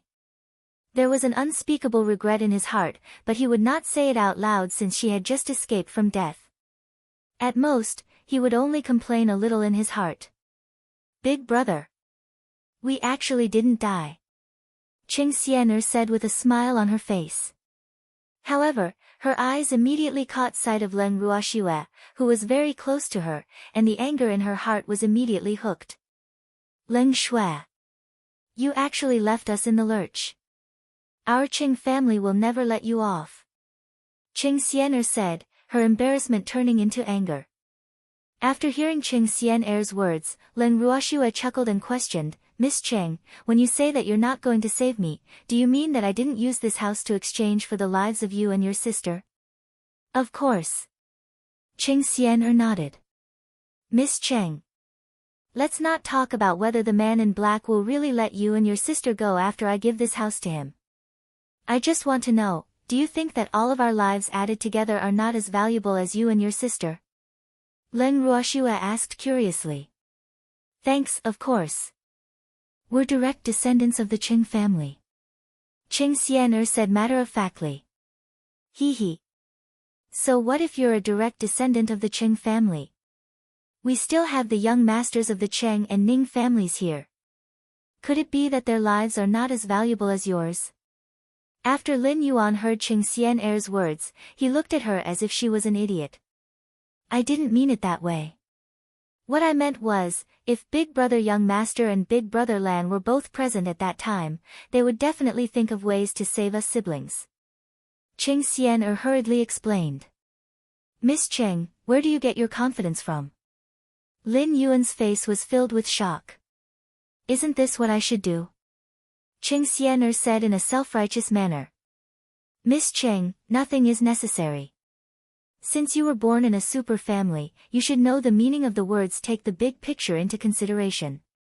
You know very well what the situation was at that time. If you think that I didn't use the house to exchange for your lives, I don't mind leaving you to die. However, what I want to say is that in my opinion, the lives of you two siblings are far less important than the lives of so many of us. If I had to do it again, I would still do the same. Of course, if your young master Big Brother and Big Brother Lan want to save you, I won't stop them, but I also won't care about their life or death. Also, I want to tell you that even if I hand this house over to the black-clothed man, he won't let you off. At that time, I'm afraid even we won't be able to escape from disaster, and this might be what you want. Leng Ruoxue said emotionlessly. She could be said to be cold-blooded and not help, but she had never been a saint. She was selfish. In her heart, it was enough as long as the people she valued were good. As for other irrelevant people, they were not within the scope of her concern. How do you know that he won't let us go? Are you guys on the same side? Besides, don't wrong me, I don't want you guys to die with me. Qing Xian'er furiously roared, her originally pale face turning red from anger. Miss Cheng, did I wrong you or did you wrong me? Leng Ruoxue was speechless. To think that Qing Xian'er could think of something like this. She actually said that she was in cahoots with the men in black. If they were really in cahoots, she would definitely make Qing Xian'er her first target. Xian'er. Don't talk nonsense. Sensing the hostility in Leng Ruoxue's tone, Third Elder Chao immediately chided her. At this moment, no matter who was in the right or wrong, they could not afford to offend Leng Ruoxue.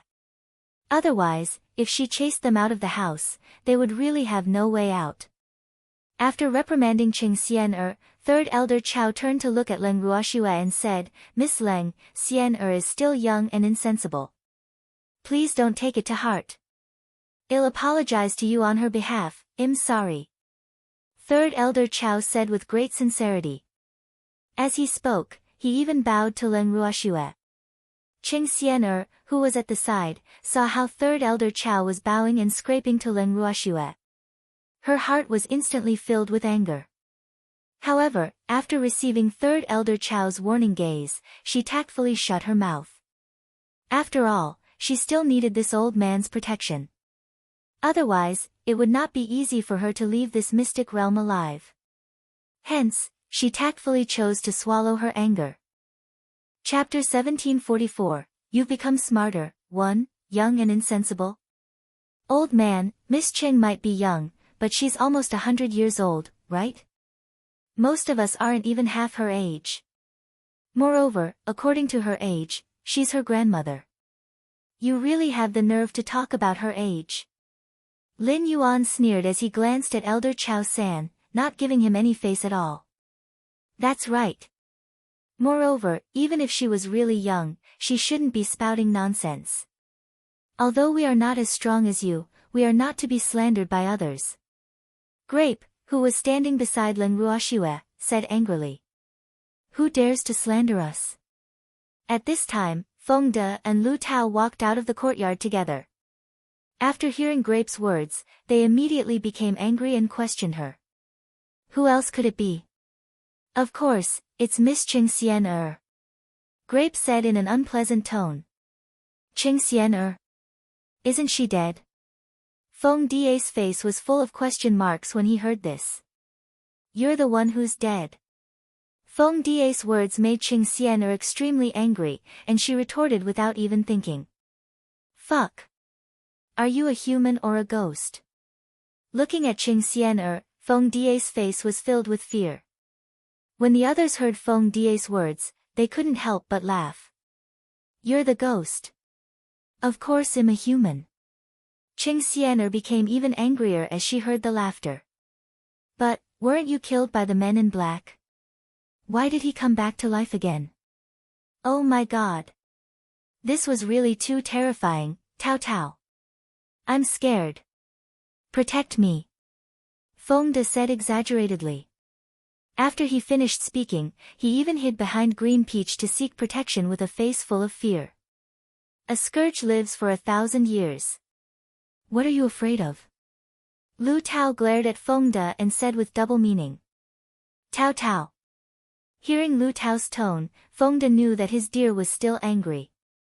He immediately lowered his head, but in his heart, he kept thinking of ways to appease Lu Tao.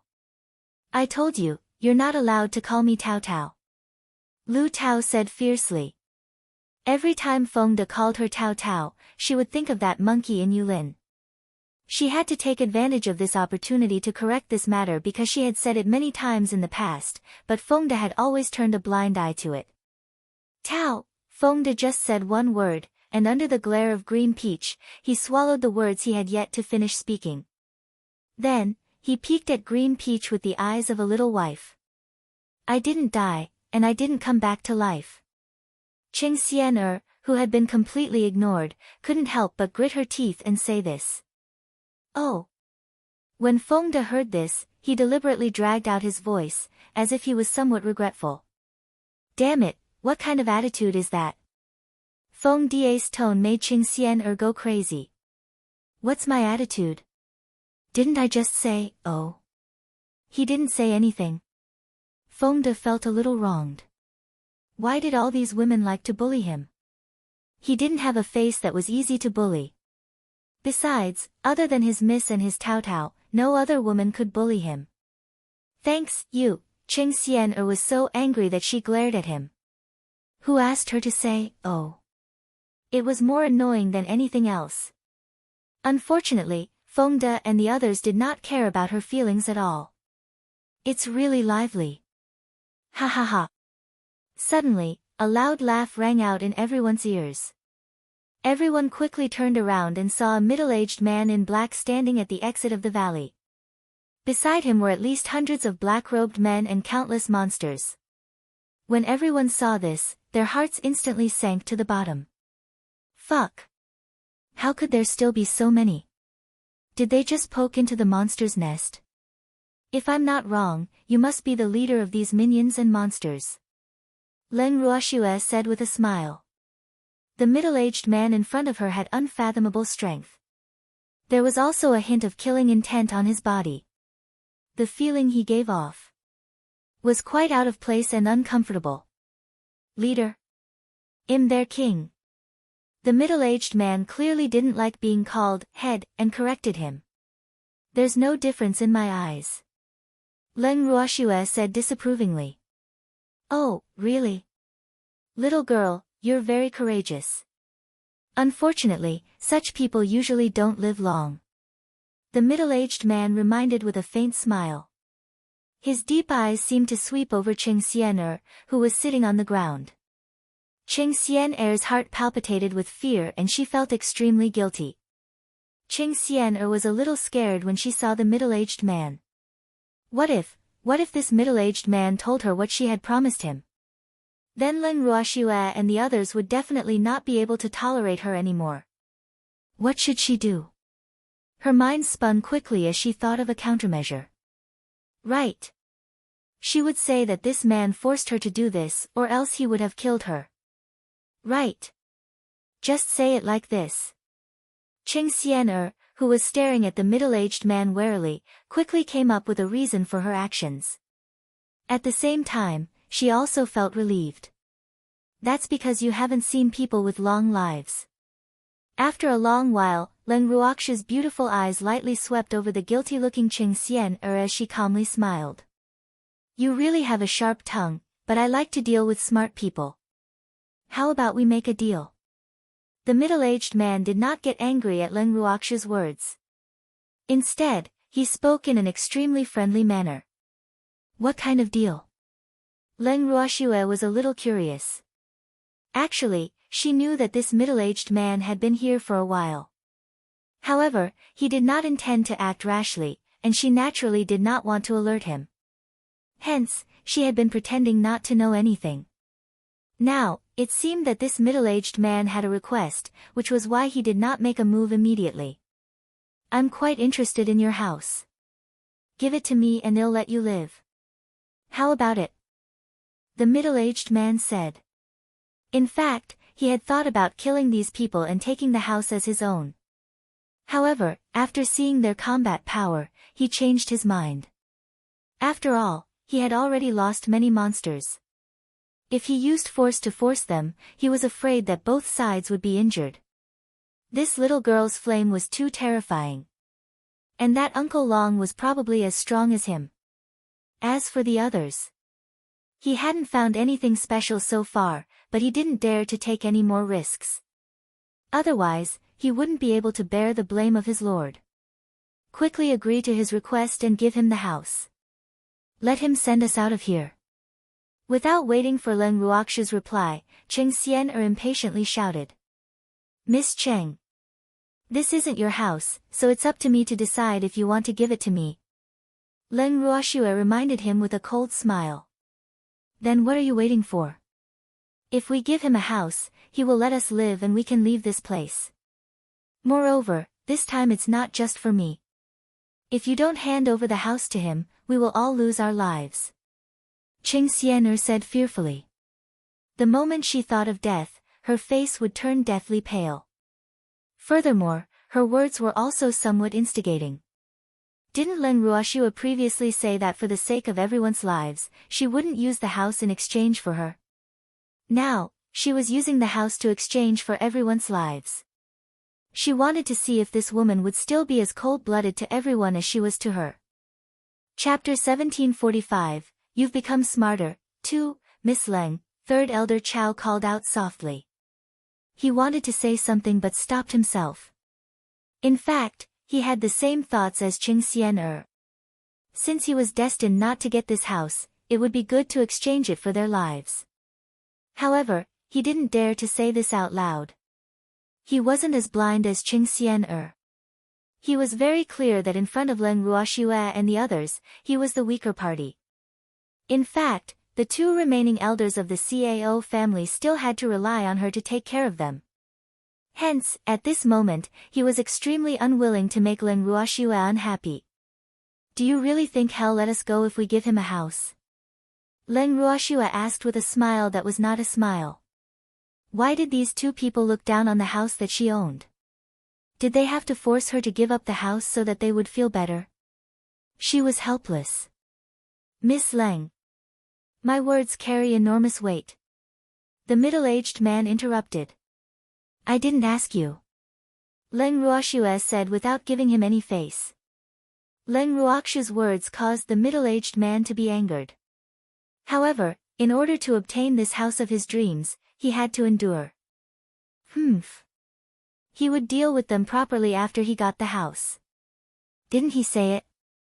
As long as you give him the house, he'll definitely let us go. Qing Xian followed the middle-aged man's words and hurriedly said. It looks like Miss Qing really believes in him. However, I don't believe him. Leng Ruoxu laughed lightly and expressed her thoughts. You tricked me. After hearing Leng Ruoxu's words, Qing Xian's embarrassment turned into anger. How am I playing with you? I just said that I don't trust him, so I naturally won't hand the house over to him. Leng Ruoxu said honestly. Don't tell me. Don't tell me you want to disregard the lives of so many of us. You're really not just cold-blooded. Ching Xian'er's face was filled with disappointment. Following that, she turned to Feng De and the others with a pained expression. Is this the master you acknowledged? She doesn't care about your lives at all. Do you still want to be loyal to her? Miss Cheng. We will definitely obey Miss' decision. So, since Miss doesn't believe him, we naturally won't believe him either. Moreover, this house belongs to Miss. She can give it to us if she wants to or not. Outsiders have no right to judge her. Therefore, please shut your mouth. Grape said in an unpleasant tone. You're just a maidservant. What right do you have to represent everyone? Can you represent it? Seeing that even a lowly servant girl dared to criticize her, Ching Xian'er's chest felt like it was blocked by a large stone, and she was extremely depressed. It doesn't mean that. You didn't say it. You have to ask them. Grape pointed at Feng De and the others disapprovingly. Grape's words are exactly what we want to say. Miss Ching Xian'er, please shut your mouth. Otherwise, we don't mind leaving you to your own devices. Feng De said, supporting Grape. After hearing this, Grape also gave Feng De an appreciative look. She's just a maidservant, and you all actually listen to her. Ching Xian'er's pale face was filled with disbelief. She is young Miss Maidservant, and we are also young Miss Subordinates. Our status and identity are the same, and there is no distinction between high and low. More importantly, what she says is what we want to say, not what you think we will listen to her. Feng De said. Are you not afraid of death? If your master doesn't hand this house over to them, they will kill us. Ching Xian'er's face was deathly pale as she warned. Do you think he can kill us just because he wants to? Miss Cheng, how can you boost other people's morale and diminish your own? You must know that it's a great taboo to be afraid before a battle. However, you've been pampered since young, so it's no wonder you're afraid of death. Hee hee. We're different, we're used to death, so we're not afraid of death. Feng De said happily. Feng De's words caused Ching Xian'er to be half dead. Fuck. What do you mean by dead habit? Could it be that they had died many times? Or could it be that hell was opened by their own family, and dying was like going home? Thanks. Ching Xian'er's expression flickered, and her mind whirred. Then, she fixed her gaze on Ching Xian. Big brother young master. You're our Qing family's young master. Ching Xian'er was racking her brains to persuade Ching Xian to stand on her side, but before she could finish, she was interrupted by Ching Xian. Xian'er. That house belongs to them, and we have no right to ask what they want to do with it. Ching Xian said hurriedly. He peeked at Len Ruoxue from the corner of his eyes and prayed in his heart, Great Aunt. Don't be angry with him. He and Ching Xian'er were not on the same side. Ning Haolan lowered his head and chuckled when he saw Ching Xian's cautious expression. However, his action attracted Ching Xian'er's attention. Brother Lan. Ching Xian'er called out in a soft voice. Miss Cheng. I'm just living under someone else's roof. Ning Haolan reminded him, implying that he could not do anything about this matter. Are you not afraid of death? One of you is the young master of the Qing family, and the other is the young master of the Ning family. If something were to happen to you, what would the Cheng and Ning families do? Ching Xian'er shouted in disappointment when she saw the two of them shirking. Without them, there will be someone else from the Cheng and Ning families to be the young master. Maybe it's just nice to make room for someone else. Feng De said with a smile. Are you hoping that they'll die? Ching Xian'er angrily glared at Feng De. I'm just telling the truth. How could he hope that they would die? Miss Cheng, there's something wrong with your comprehension. Feng De felt wronged. His words might not be pleasant to hear, but they were the truth. All right. Stop arguing, Miss Cheng. The majority of us have the same opinion. The minority is subordinate to the majority. I won't give them this house. If you're really so afraid of death, then just leave. I don't think they'll make things difficult for a woman like you. Len Ruoxue suggested disapprovingly. How do you know they won't make things difficult for me? They almost killed me. Qing Xian'er roared madly as the fury in her eyes shot towards Leng Ruoxue. If looks could kill, Leng Ruoxue would have died 1,000,000 times over. But they didn't kill him, did they? Leng Ruoxue asked doubtfully. That's because I'm useful. Qing Xian'er roared. After shouting, she suddenly realized that she had misspoken. She immediately regretted it so much that she wanted to bite off her own tongue. Value? I wonder what kind of value Miss Cheng has, I'm really curious. Leng Ruoxue said with a smile. Miss Cheng, can you dispel my doubts? Then, Leng Ruoxue looked at Qing Xian'er and requested. I, Qing Xian'er stammered, and a trace of panic flashed through her beautiful eyes. I'll tell you. At this time, the middle-aged man who had been watching the show for a long time could not help but speak again. Chapter 1746, You've Become Smarter, 3, You Shut Up. Hearing the middle-aged man's words, Qing Xian'er immediately roared. How dare you? You actually dare to shout at me. Don't tell me you've forgotten how you knelt before me and begged me not to kill you. Did you forget that you were the one who volunteered to be a hostage to lure your brother into opening the door and letting those monsters in? Don't tell me you've forgotten that it was you who told me that this little girl has a spatial divine artifact that can allow people to live in, and that she wanted to use it to exchange for her life? Don't tell me you've forgotten, the middle-aged man calmly explained everything. With every point he said, Qing Xian'er's face became paler and paler, and the faces of everyone else present also became uglier. However, this was the result he wanted. After the middle-aged man finished speaking, Fengde and the rest's faces turned black. Fengde shot forward and grabbed Qing Xian'er in his hands. What a good Miss Cheng. In order to survive, you betrayed us. Unfortunately, your wishful thinking is wrong. All of us are alive and well, except for the Cao family. Feng Die's words made Elder Chao's anger burn even more. He never dreamed that Qing Xian'er was the one who willingly became a hostage. She even caused the deaths of several elders of the Cao family. How could he accept this fact? Elder Chao San was filled with anger as he walked forward and pulled Qing Xian'er out of Feng Die's hands. Then, a pa-pa sound could be heard. In the blink of an eye, Qing Xian'er's beautiful face had become as swollen as a pig's head. When the weak Qing Yi saw this, although he couldn't bear it, he still turned his head without saying a word. At this time, the regret in his heart could not be described by words. If he had known that Xian'er was willing to be a hostage and wanted to use it to threaten them, he would definitely not have left. However, what was the use of thinking about this now? The mistake had been made and there was no way to redeem it. He had also become a cripple. This was really karma. He secretly cried. Third Grandpa. Third Grandpa. Don't hit me. Woo, I didn't want to do this, they forced me to do this. If I didn't agree, they would have killed me. I don't want to die. Qing Xian'er sobbed and begged. She was already dizzy from the beating, and there was a sweet taste in her mouth. The swelling on her cheek tormented her senses, and tears gushed out of her eyes like a fountain. When Qing Xian'er was being beaten up, neither Leng Ruoxue's group nor the middle-aged man's men had any intention of interfering. After all, this was their family matter. However, Leng Ruoxue and the rest were too lazy to care.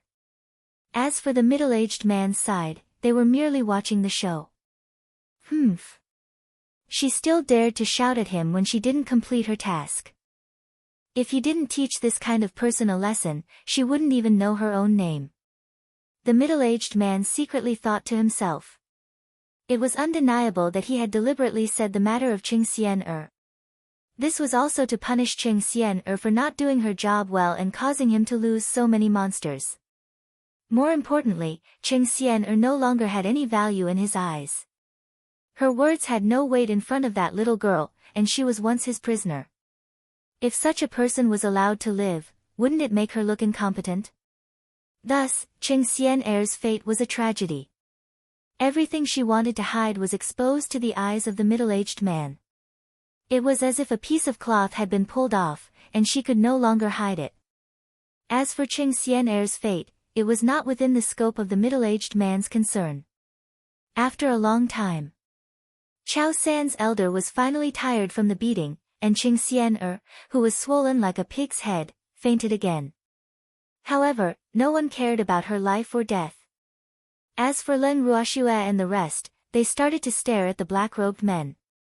No one spoke first. "Thanks, little girl, think about it. As long as you give me the house, I promise to send you out of the secret realm. Otherwise, I'm afraid you'll be trapped here forever." After a long time, the middle-aged man did not give up and started to persuade him again. "You don't have to say anything. I won't give this house to you," Leng Ruoxue said with determination. "You guys aren't afraid of death? Or do you really want to stay here forever, never to leave?" The middle-aged man said in disbelief. He had never met such a tactless little fellow before.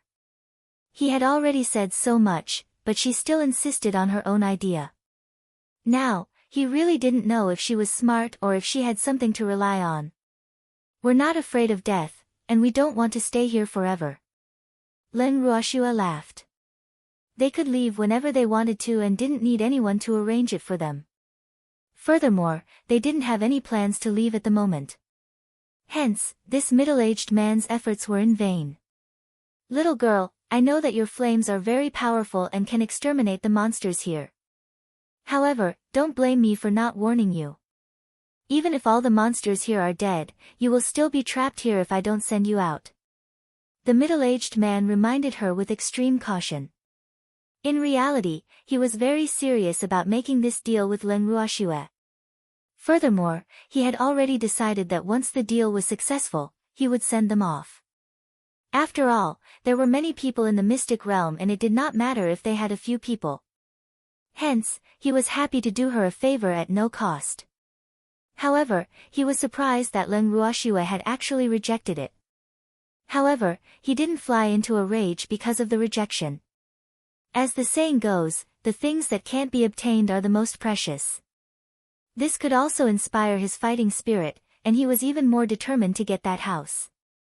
"Don't you think you're too important?" Leng Ruoxue scoffed at the middle-aged man's words. "Ha ha ha. Little girl, do you think I'm lying to you? I'll tell you the truth, there's only an entrance to this secret realm, but no exit, and the only way out is only known to me. So, you'd better believe me, otherwise, you'll have to wait to stay in here for the rest of your life." When the middle-aged man heard Leng Ruoxue's mockery, he laughed out loud proudly. "If that's the case, then we won't go out." Leng Ruoxue was extremely calm. "You're not going out? Little girl, do you think that you can live in here without going out? Don't be fooled by the fact that the spiritual qi here is still considered rich. However, the spiritual qi here is not born from heaven and earth, but man-made. Sooner or later, it will be exhausted. Have you ever thought about what you people will do when that day comes? Even ordinary people need fresh air to survive, not to mention us cultivating gods. We need Ling energy. Without the support of Ling energy, the Shin power in our bodies will only be used up bit by bit. At that time, it will be the time of our death," the middle-aged man said earnestly. However, Leng Ruoxue was not moved at all, which gave him a headache. "Life and death are up to fate, I'm very open about it," Leng Ruoxue said indifferently. Her words made Feng De and the others laugh in their hearts. Their miss had a heaven-defying space. Of course, she didn't mind staying here forever. Therefore, the middle-aged man's conditions couldn't move their miss at all. As for what her miss wanted, they naturally knew. Chapter 1747, You've become smarter, for, since you're not satisfied with my conditions, then tell me.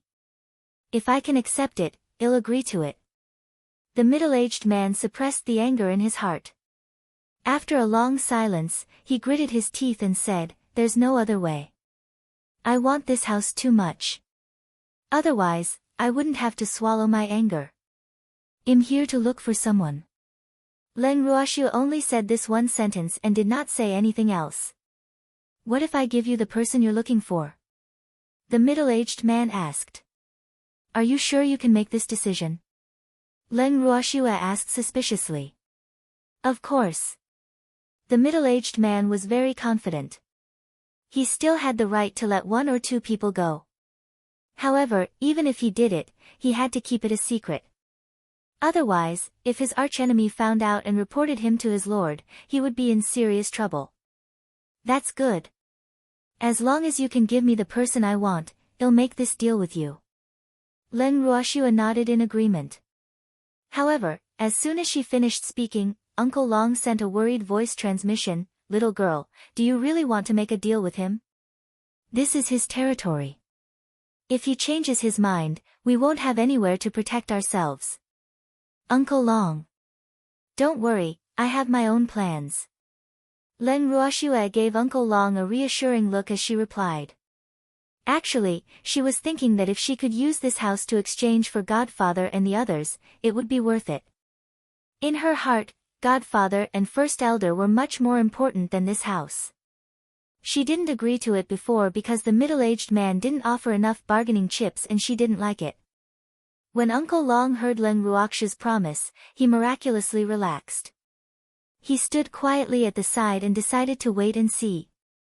After the middle-aged man heard Leng Ruoxue's words, he replied in a forthright manner, Little girl, tell me who you're looking for. I'll just bring him here for you. Are you sure you have the right to let them go? Leng Ruoxue's beautiful face was filled with suspicion. Of course. The middle-aged man was very certain. But I can't be sure that they're in your hands. Leng Ruoxue pretended to be troubled. Little girl, if the person you're looking for has really entered the mystery realm, even if he's not in my hands, I'll find a way to find him and bring him to you. That should be fine, right? The middle-aged man said angrily. He did not expect this wretched girl to be so difficult to deal with. If it was not for the sake of getting the house, he would not tolerate her. Sure. Leng Ruoxue agreed. Then, she turned around and wrote down a list of people, then handed it to the middle-aged man. Thanks. The middle-aged man opened the name list and his eyes widened. This list was filled with names. Some were human, and some were beast. In total, there were thousands of people. This was clearly playing with him. He was furious. You're playing with me? The middle-aged man narrowed his eyes and said in an unfriendly tone. Why would I trick you? These people are indeed the ones I'm looking for. If you want the house, then give them to me. Leng Ruoxue said innocently. In fact, she only knew a small number of people on the list. Besides the people from the Ning family, she was most familiar with the great elder of the Craftsmen's Guild, the master of the Qing family, and the master of the Yin family who had captured her. However, if she only saved them and ignored the people who had come with them, it seemed a little unreasonable. Although those people had nothing to do with her, she had to be a little nosy for the sake of those few old guys. Moreover, the name list not only included people from the Ning family, Qing family, Yin family, Armament Guild headquarters, and Alchemist Guild headquarters, but also some beasts that Uncle Long wanted to save and the elders of the Dolphin clan that the little dolphin wanted to save. In short, all of these names were added together to form this name list that made the middle-aged man furious. Leng Ruoxue's words were like adding oil to the fire to the middle-aged man. As he looked at the name list in his hands, he was so angry that he could not control the anger in his heart. There was even a faint white mist rising from the top of his head. If it was not for his strong mental fortitude, he would have been angered to death by this wretched girl. Originally, he thought that as long as he let 1 or 2 people go, he would be able to get the house that he coveted. But who knew that the other party's appetite was so big? Let's not talk about whether the people she wanted had already been arrested, just looking at the list of names made him unable to calm down. He dared to secretly release 1 or 2 people, but he didn't have the right to release so many people at once. Even if he did, he wouldn't dare to. If he really did let her go, he would be the one to die in the next second. He shuddered at the thought of his lord's methods.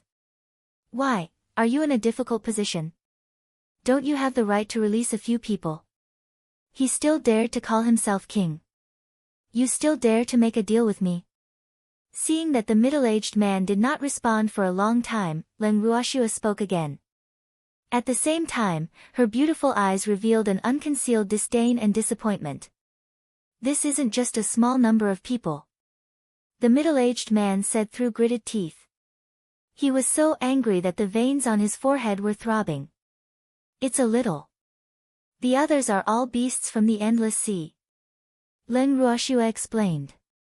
What does the beasts of the endless sea have to do with you? The middle-aged man resisted the urge to beat someone up and shouted. Of course it's my business. My beastie was born in the endless sea. It wants to save its own people and friends, so I can't stop it from saving them. Love the house as the house, you understand. Leng Ruoxue laughed evilly. What a good love to the house. Don't tell me that those humans are also the result of loving the house. The middle-aged man said with a dark expression. Yeah. You've become smarter. Leng Ruoxue was not stingy with her praise. Let's quickly make a deal. I'll take them away after I'm done. Following that, Leng Ruoxue started to urge him. Chapter 1748, Crossing the Bridge in Secret. 1. Leng Ruoxue's urging and her proud smile caused the middle-aged man's anger to erupt like a volcano. It was out of control. Furthermore, no matter how he looked at Leng Ruoxue's half-smile, with a hint of mockery, it was an eyesore. What a woman who needs a beating. The middle-aged man secretly cursed. This woman had aroused all the anger in his heart, causing his original tender feelings for the woman to disappear. Now, he only wanted to teach this woman who didn't know the immensity of heaven and earth a lesson. A puny deity actually dared to be so presumptuous in front of him and dared to play tricks on him. This was really something that uncle could tolerate, but aunt couldn't. Hey! Why don't you give a reaction? When can you bring me the person I want? Leng Ruoxue saw that the middle-aged man only glared at her without saying a word and could not help but ask again. You're really looking for death? How dare you tease me like this? After a long while, the middle-aged man gritted his teeth and said. He had lived for so long, but he had never wanted to beat up a woman so much. The little girl in front of him could be considered to have set a record. I told you, I'm not toying with you. Leng Ruoxue's beautiful face was full of grievance. However, in the eyes of the middle-aged man, her pitiful look made her even more deserving of a beating. You used so many people to make a deal with me. If you're not toying with me, are you taking care of me? The middle-aged man's face darkened as he said in an unpleasant tone. I don't think I need that many people. Do you think that you can get this house if I only ask for 1 or 2 people from you? Don't tell me you don't know the value of this house. This house is not something that can be bought with money. Leng Ruoxue said with a look of realization. But you can't take so many people away. The middle-aged man's voice had obviously weakened because he knew that Leng Ruoxue was speaking the truth. The value of this house could not be measured by money. Furthermore, even if he could gather the materials, there was no guarantee that he could successfully forge a spatial-type divine weapon. Hence, in comparison, the value of this house would naturally be higher. Otherwise, even he would not be envious of it. But they are all related to me. I can't just leave them be. If you love the house, you love the house, don't you understand? Leng Ruoxue said with a troubled look. I don't care what you say, but you can't take so many people away at once. The middle-aged man was burning with anger. He didn't care about his image as he shouted at the top of his lungs. It seems like we can't complete our deal. There was no room for discussion as Leng Ruoxue said with a face full of regret. Following that, she smiled at the middle-aged man and said, How about I leave this woman to you and you hand over all the people on the list to me? The woman she was referring to was naturally Qing Xian. What use do I have for this woman? After hearing Leng Ruoxue's words, the middle-aged man was a little angry. This detestable girl, did she think that he would let go of the people on the name list if she kept the Qing family's young miss? This woman from the Qing family wasn't that important. This woman is very useful. She's a direct descendant of the Qing family. You can take her to the Qing family and extort a huge sum of money from them. Also, don't forget that the Cao family is her maternal family. I heard that they're quite rich. So, with this woman in hand, it can be said that it's a great profit without any cost. What do you think? My suggestion is good, right? Leng Ruoxue asked with an evil smile. Her words made Elder Chao San, who had heard them clearly, almost vomit blood. What kind of person was this? He actually wanted these men in black to use Qing Xian'er to extort them. Qing Xian'er had caused such a matter, and it was already good enough that he didn't beat her to death. How could their Chao clan allow others to extort them for her? Thanks. On the other side, Third Elder Chao was filled with anger and hatred.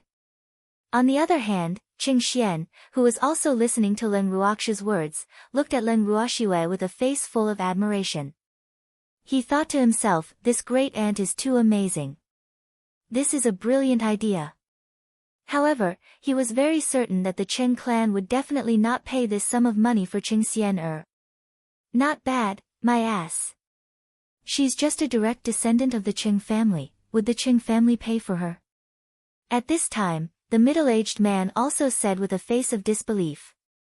In his heart, he couldn't help but sigh. He was a reverent god after all.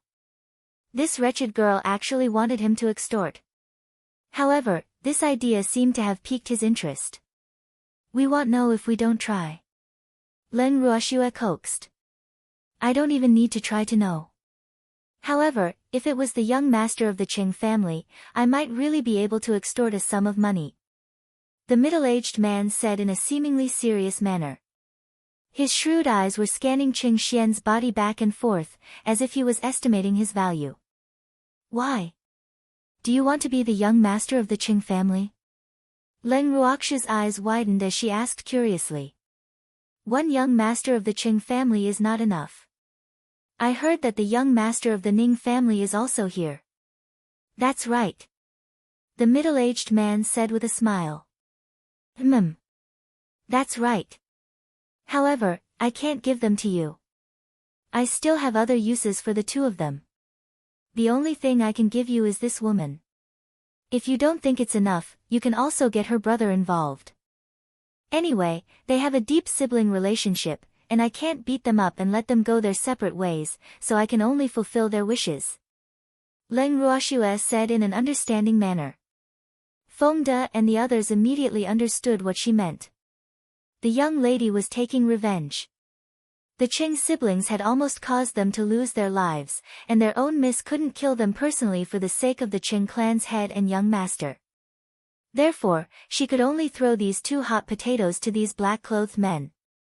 However, they didn't think that these black-clothed men would really want them unless their heads were kicked by a donkey. What if I insist on those two young masters? The middle-aged man's interest was piqued when he saw that Leng Ruoxue did not agree. No room for discussion. They're my people, so I won't give them to you. Also, don't even think about my subordinates. You can have whoever you want. Leng Ruoxue promised. Once she eliminated them, there were 3 people who were not under her protection. These 3 people were Elder Chao San, Qing Yi, and Qing Xian'er. Miss Leng. You can't hand me over to the men in black. After hearing Leng Ruoxue's suggestion, Third Elder Chao's heart started to throb. A trace of fear emerged from the bottom of his heart, and his face turned frighteningly pale. At this moment, even though he hated Leng Ruoxue for being disloyal, he was also well aware that no one else could help him. If she really abandoned them, then they would only have a dead end in the mystic realm.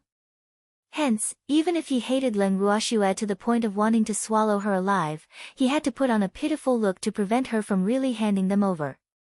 Even if I want to hand them over, they still have to want you. Leng Ruoxue said with a look of disdain. This damned old man had always wanted to scheme against her. Now that his scheme had failed, he finally knew what fear was. What were you doing earlier? Ah. When Elder Chao San heard Leng Ruoxue's honest words, he swallowed his saliva with great difficulty and did not dare to speak anymore. The only thing he could do now was to lower his presence and not attract the attention of those men in black. Chapter 1749, Crossing the Bridge in Secret. 2. He was so scared that his intelligence was reduced to 0. Hence, he had never thought about whether the middle-aged man would agree to use this house in exchange for the 3 of them. He had also never thought about why Leng Ruoxue would say that. Even though she wanted to get rid of these guys, Leng Ruoxue wanted to anger this middle-aged man even more. It would be best if she could anger him to the point of losing his mind. That way, she would be able to fish in troubled waters. More importantly, this was her plan to do the same thing in the open and secretly do it in the dark. She had just sent her beastie to the bottom of the valley. What she needed to do now was to stall the middle-aged man and buy more time for her beasts. Uncle. Although the 3 of them are a little small in number, they're just the added bonus to the house. You can consider it an additional gift from me.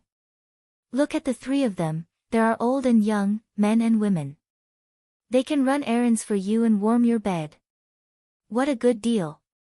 1 for 3, there will never be such a cheap deal in this world again, so let's quickly make the deal. Leng Ruoxue explained all the benefits. When she said it, she felt like laughing in her heart. Furthermore, when she saw Third Elder Chao's face that was even darker than ink, she felt extremely comfortable in her heart. It was a pity that Qing Xian was still unconscious and could not hear her opinion. This made her feel a little regretful. According to what you said, I seem to have gained a huge advantage. The middle-aged man laughed instead of getting angry. To be honest, he was amused by Leng Ruoxue's words. He had lived for so long and this woman in front of him was the one who deserved the most beating. At the same time, she was also the one who was the best at twisting the truth. However, he was not a fool and would be fooled by her words. Leng Ruoxue could hear the middle-aged man's sarcasm and gave him a "it's good that you know" look without a care. Then, she looked at him with a smile full of anticipation, as if this deal was already set in stone.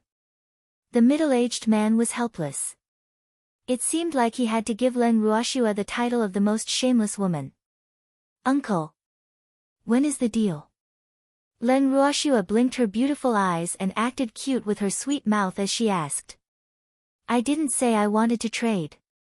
The middle-aged man gritted his teeth and said angrily. Uncle. What the hell are you doing? If you don't keep your word, you'll be struck by lightning. Leng Ruoxue cursed. The middle-aged man was so angry that he was stammering. Facing Leng Ruoxue, he felt a deep sense of powerlessness because she did not take his words seriously at all. She was always talking to herself, making him feel like a hero who was of no use to her. Uncle. You're the one who wants to make a deal, and you're also the one who reneges. What do you want? You're going to make me angry if you keep repeating this. Leng Ruoxue warned. I've already said that there are too many people on your list. I can't give them all to you. The middle-aged man took a few deep breaths and forced himself to calm down. He didn't want to be fooled by the other party. Moreover, he didn't have all the people on the list. He was still looking for some. Didn't I give you an extra head? Why aren't you satisfied with a 1 for 3 exchange? Leng Ruoxue was slightly angered. Her beautiful eyes were burning with flames of anger as she glared at the middle-aged man. Do you know how many people you want? The middle-aged man clenched his fists tightly. He was trying to calm himself down and not be angered by this woman. I know. Leng Ruoxue nodded and used the same tone to ask, then do you know the value of my house? Of course he knew. The middle-aged man thought to himself. If he didn't know, he wouldn't be so conflicted, and he wouldn't have wasted so much time talking to her. How about this? Let's each take a step back, it'll give you at most 500 slots, how about it? After some thought, the middle-aged man suggested. This was his final decision after much consideration. Who asked him to want that house so much? If he were to snatch it by force, he had no absolute confidence at all. Moreover, he didn't think that these people would submit to him and let him do whatever he wanted. Thanks, 1,000. I want 1,000 people. Leng Ruoxue started to bargain. 600. I can't go any further. The middle-aged man loosened the quota of 100 people. Then 900. 600 is too little, it's not enough to fill the gaps between my teeth. Leng Ruoxue said in dissatisfaction. 800 people. If you're still not satisfied, then I can only cancel this deal. The middle-aged man threatened. All right then. 800 it is. Leng Ruoxue said helplessly. She knew that this was the middle-aged man's bottom line. However, there were 800 of them in the open. She could decide how many of them she wanted to take away in secret. Men. Bring 800 of them here according to the names on the list. After discussing the conditions, the middle-aged man immediately ordered his subordinates. Wait. The moment Leng Ruoxue heard this, she immediately called for a stop. She couldn't allow the other party to follow the names on the list. After all, there were many punks there to make up the numbers. If the people the other party brought weren't the ones she really wanted to save, wouldn't she suffer a great loss? What are you doing now? The middle-aged man said with a slight headache. The list of names is too wide. I request a new list. Leng Ruoxue requested. That's good. Hurry up. The middle-aged man urged. He was already losing his patience from being tormented by this hateful woman. According to his original plan, he just needed to gather 800 men and hand them over to Leng Ruoxue. Who knew that this little girl was so scheming? Uncle. Calm down, it's not like this house can run away. Leng Ruoxue smiled as she consoled him. Then, she wrote a new name list and passed it to the middle-aged man. The middle-aged man took the name list and looked at it again. The moment he looked at it, his head hurt even more. He knew that this woman would not be easy to fool. Most of the people on the list were the most powerful ones who had been tricked into entering the secret realm. Moreover, he had not caught a considerable number of them yet. How could he complete the deal? He was depressed. Uncle. Quickly hand these people over to me. After the deal is done, you can send us out of here.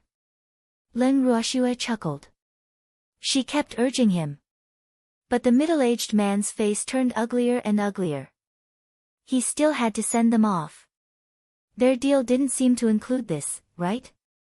However, he couldn't be bothered to argue with this little girl anymore, mainly because he didn't think he could win her in an argument. Therefore, the only thing he wanted to do now was to send this hateful woman away as soon as possible. Otherwise, he couldn't guarantee that he wouldn't want to strangle her to death after a long time. Unfortunately, his wish was good, but reality was cruel. Many of the people that Leng Ruoxue wanted were not in his hands. Hence, even if he wanted to send this god of plague away as soon as possible, he had no way of doing so. Only a portion of the people you want are in my hands.